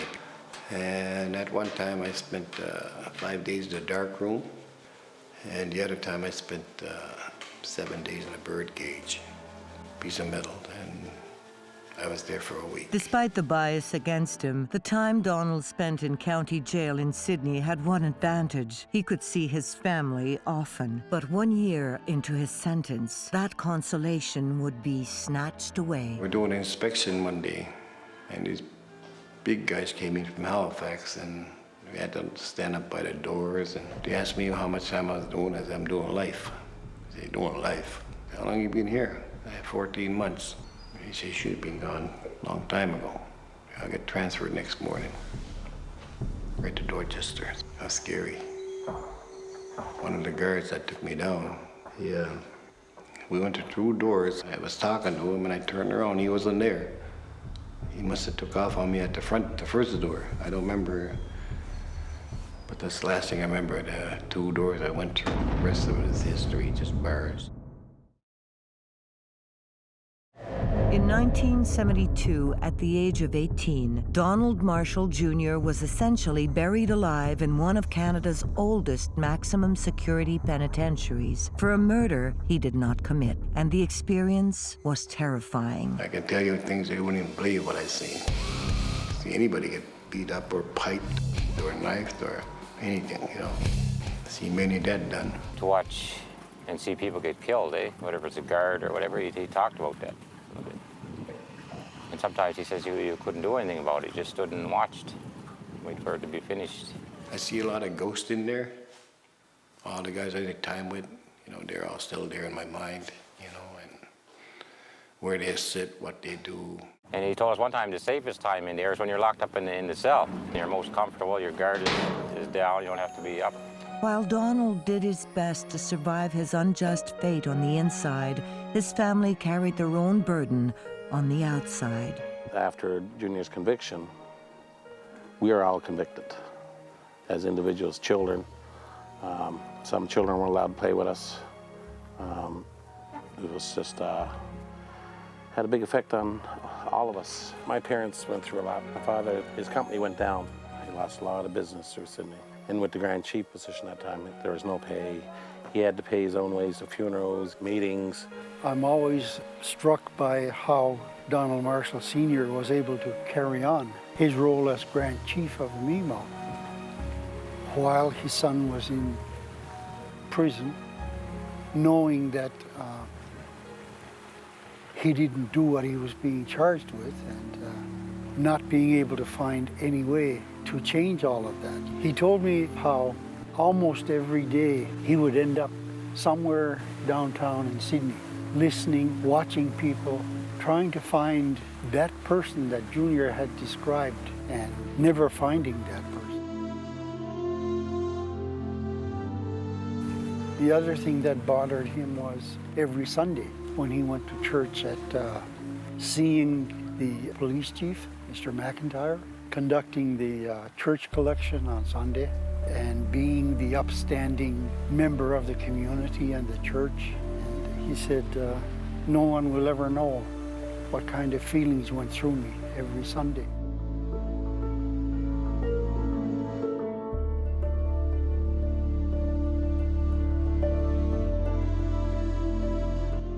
My father seemed more tough at the time with it, but he had his quiet. Father was quiet. Yeah. But my poor mother. My mother is very outspoken, and she let them know, all the lawyers in town, that they have the wrong man in prison. But the evidence was so much against him, no one wanted to go near it. They were told, you know, he has no money, we can't do nothing about it. Isn't that something? Just because I got no money, that doesn't mean I'm guilty, you know what I mean? My mother too used to pray a lot to him and for him, eh? She used to get us together in the living room some certain nights, Sunday nights, and pray for him. A lot. Once a week maybe. And it was a routine and to do it. And everybody was quiet and For financial reasons, the family could not visit him often. We used to see him once or twice a year for 2 hours. I already used to pay to go up with my parents a lot of visits. Were you thinking about Junior? Oh, yes. All the time. All the time. Donald told us one time, he said the hardest thing was to be in prison and to have visitors come and watch them leave. That's one of the hardest things when he's sitting in there. And he had to be very strong in here. Any other person would have had themselves hanging within a month. I kept my faith in religion, you know, I was going to church and that, and I played a lot of sports, and I wrote a lot of letters. Keep myself pretty occupied in there. Incredibly, over the years, the truth would bubble to the surface, but to no avail. Roy Ebsery's own daughter went to the police about what she had seen the night of the stabbing in the park. She told them that she had seen her father washing blood off a knife, but that reinvestigation didn't go anywhere either. The case against Donald Marshall could have cracked open, but didn't. It wasn't me, I didn't do it. In order to win over the parole board to get early release for yourself, you have to show remorse and let them know that you accept guilt and all of that. He didn't. He wasn't giving up, just like his father. He wasn't released on any kind of passes or early parole or anything of that nature. Meanwhile, Junior steadfastly maintained his innocence. It's very hard.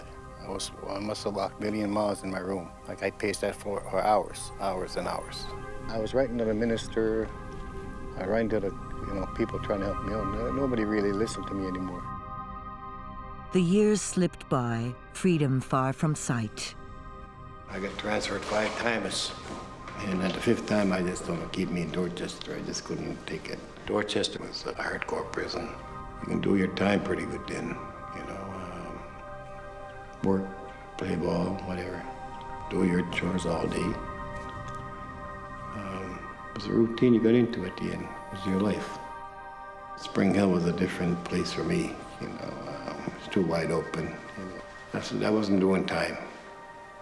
I didn't like it there. You couldn't organize yourself, you know what I mean? They didn't want to deal with me more in prison. They just gave up on me. He resorted to ways of trying to numb this experience of being essentially buried alive. No indication in sight that he was ever going to get out. But I was getting out. One way I'm getting out, I thought I'm getting out, one way or the other. In 1979, Donald Marshall Jr. escaped during a supervised outing with other inmates. I was going to go out BC somewhere, go live with the natives somewhere, hide out. I didn't get too far. He would only make it as far as Pictou, Nova Scotia, where his girlfriend, Shelley Sarson, lived. They kind of knew I was here. The RCMP brought my friend Wayne in to see if he can talk me out of the building. I told him I wasn't leaving. After that, 10 minutes later, he left and they all came in rushing into the room. And they were all armed, shotguns and all. It was scary. There was a young kid in the bedroom there, and I think that's the only reason why I came out, that I seen that little girl in the crib, and I didn't want to see no violence there. So that was it. The chance of me getting out of prison again wasn't good, after escaping, so. 2 years later, by pure coincidence, Donald's girlfriend, Shelley Sarson, would play a pivotal role towards him gaining his freedom because Roy Ebsery, Sandy Seal's killer, would finally need to tell what he did. While Donald Marshall Jr. was serving a life sentence for a murder he did not commit, Roy Ebsery, the real killer, was also living in hell, but one of his own making. Shortly after the murder of Sandy Seal, he retreated into seclusion, his behavior growing increasingly odd. His family lived in fear of him, an alcoholic prone to explosive rages. Get out of here! Get him out of here now! Then one day, his wife took in a boarder who befriended the old man, and due to an unexpected twist of fate, the case would finally break wide open. Junior was seeing a young woman called Shelley Sarson, and her brother, Mitchell, was friends with Roy Ebsery. One day, this man, he must have been sick. Then he had to tell what he did. Ebsery would tell Mitchell Sarson how one day, years ago, he'd been walking through Wentworth Park and was held up by a black man and an Indian. And in the course of defending himself, he killed the black man and stabbed the Indian. Mitchell did not take him seriously, since Ebsery was prone to making up stories. But nearly 2 years later, he would go to visit Junior with Shelley and mention it. At the time, he said he knew a man in Sydney. He killed a black man, but there's an Indian guy going to doing his time for him. She opened up a big chapter in my life with bringing her brother down here. People always take credit. They took get me out of prison. You know, this one says I got me out of prison. You know, I always credit Shelley getting me out of prison. Given the breakthrough information about Ebsery, the RCMP began the third reinvestigation of the Donald Marshall Jr. case. Even though they were skeptical, they went to Dorchester and they took a statement. Now, unfortunately, they prefaced it by saying, you have to tell us something we're going to believe, or we're going to be out of here and you'll never see us again. Junior knew that Ebsery had talked about a robbery. And so Junior told the police he had been involved in rolling Ebsery and McNeil, and that Sandy Seal and he had been stabbed in that context, even though it wasn't true. It was just a fight-losing battle for me again. By then, Ebsery lived in a rooming house, his wife having thrown him out due to his alcoholic rages. When the RCMP came calling, the family was cooperative, and Ebsery's son gave them his father's knives. They had some of the fibers on those knives analyzed, and the fiber expert had retained pieces of Sandy Seal's coat and Donald Marshall Jr.'s windbreaker, and he was able to make a match. So there was then physical evidence that linked an Ebsery knife with the clothing of the deceased and Donald Marshall. In light of all the new evidence, the case was officially reopened, and finally, after having served 11 years for a crime he did not commit, Donald Marshall Jr. was released pending an appeal. My father and mother came up and they were about 4 or 5 hours late. It's probably the longest way to head, but I was kind of scared to get out. I didn't want to come out of here. It's pretty difficult for me to walk out of prison where you lived there all your life. A year later, the Nova Scotia Court of Appeal was ready to rule. The decision was that Donald Marshall Jr. should be acquitted because there was no evidence against him. They were not asked to examine the issue of who was responsible for the wrongful conviction. But they took it upon themselves to decide that Donald Marshall was responsible. They talked about him having been the author of his own misfortune, not being completely truthful with the Sydney police, they said. That was what led to his wrongful conviction. So they effectively exonerated the system. It was devastating that the burden of that wrongful conviction was placed on his shoulders. Donald would fight for financial compensation for his wrongful conviction, a first in Canada, but the conclusion of the appeal court judges was damaging to his efforts. So he settled for an unfair, inadequate amount of compensation, let's put it that way. At the same time, Roy Ebsery would finally stand trial for the murder of Sandy Seal, but in the context of self-defense during the course of a robbery. Why should I rob somebody that's bumming me smokes and other stuff? I had money, you know. They said I was drunk, I was sober. You know, all the facts are there. Whatever they said was all lies. Ebsery was convicted, then appealed successfully twice until finally, in 1986, the appeal of his third manslaughter conviction failed and his sentence of 1 year stood. I got life. I could not understand it. That makes me feel kind of not wanted in this world, you know. I found out he was a homosexual and everything at the end. You know, it's not like he wanted to have me. I think he wanted to take us home. And we told him no, and he knifed us. Sandy's father, he didn't believe me at the end. He shook the man's hand and stabbed his son, man. That was the hardest part of going to trial. He shook Roy Esbury's hand. That's what I have to live with. The public, outraged by the fact that Donald had spent 11 years in jail for a crime somebody else had committed, was demanding a public inquiry, and the government agreed. The inquiry, a first in Canada, would last 3 years and unearth all the details of the case. Retired Police Chief John McIntyre would face the public scrutiny, his manipulations exposed. In 1990, they produced their report. They exonerated Junior. They found there had been no robbery. He was not responsible for his wrongful conviction in any fashion. It would seem that there were a lot of other people who authored his misfortune. Indeed, Junior had been failed by the justice system at virtually every turn. On behalf of the province of Nova Scotia, I offer a sincere and heartfelt apology to Donald Marshall Jr., his mother, his father, and his entire family. You know, in my mind, there was never no justice in Nova Scotia for Native people, even across Canada. But after my inquiry and all this stuff, I think they're more careful what they're doing right now. Apart from the systemic racism it exposed, the inquiry revealed many potential causes of wrongful convictions. It opened up an avenue for not only Natives, but for everybody.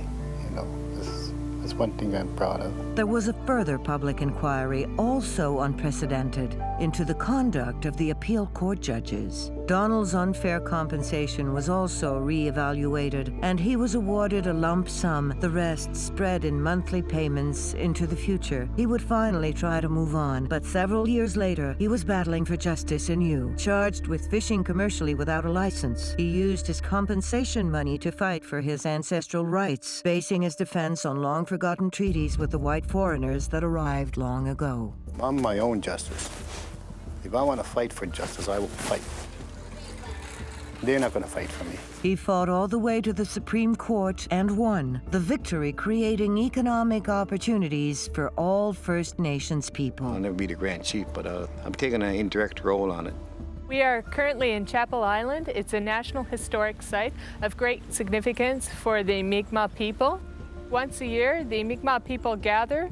The Grand Council come together. Donald Marshall Sr. would be responsible for coming here and delivering the message to the Mi'kmaq people in their native language. I go to the mission every year. They kind of mention my name once in a while. You don't get your name mentioned too often in this world. You feel like you're not left out. You know, you accomplished something again. For a guy that was put in the grave, you know, alive, that's, I came a long ways, but I didn't accomplish everything. There's many things to challenge out there. Despite his accomplishments, Donald remains tormented by the past, as many players in his story were never brought to justice for their deeds and their lies. I've been dealing with this murder case for 37 years. I think about it every day. I think about the people that were involved, what they did. These people walk around like they never did nothing wrong. They should be charged for perjury, you know, people lying in court, people hiding evidence, the cops. They left me in a cloud, man. They left me in a dark room with the lights out. The government left, the lawyers left, everybody left. People don't realize what you go through. I remember one time I tried to drown myself in the park. It so happened, this guy came out of the bushes and dragged me out of the pond, man. It was the weirdest experience I had in that park. I just got to the point, I guess, where I was thinking about it so much. Nobody knows about that.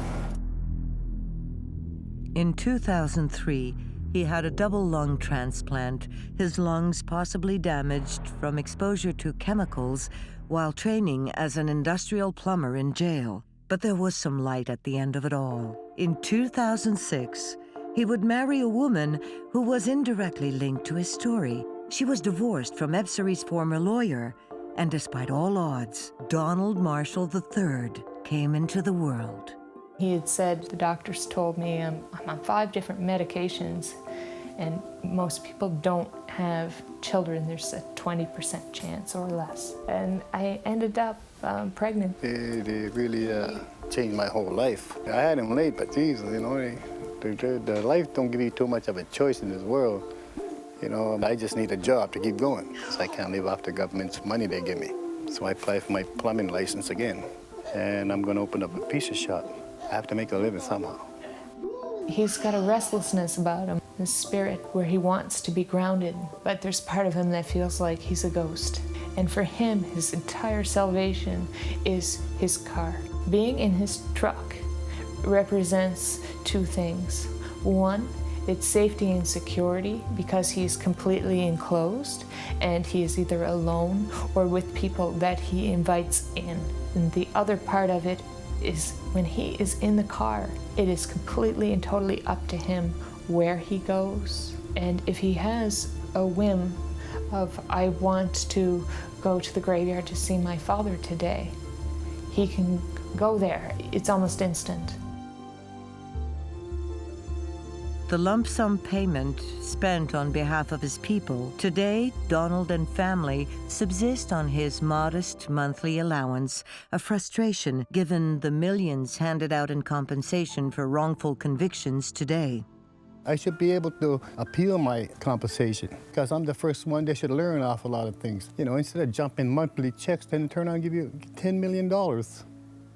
Boy, that's a big jump. I believe his compensation run is expanded till he's 93 or something, and he's not gonna see 93, and he knows that. My life expectancy is 5 years, you know, for my lung transplant. I've been over 5 years now, so I'm walking on day by day here. You know, it's hard to do. It's hard to look at your own little kid. You know, what kind of future does he have? Are you going to be around? Am I going to be around next week, next year, whatever, you know? And it bothers me that way. Someday I'll never see him. But, you know, at least he'll have films and pictures of us. He'll always remember them, you know. While Donald Marshall Jr. lost his youth, his health, and birthright as chief of the Mi'kmaq Nation, Sandy Steele lost his life on that fateful night in 1971. As for Roy Ebsary, he died shortly after serving his 1-year sentence. The memory still haunts me. So he's not dead in my books. I guess I'm not dead in a lot of other people's eyes either, so the Marshall name will always live. I'll always haunt this town. It's a sad way of leaving it, but that's reality.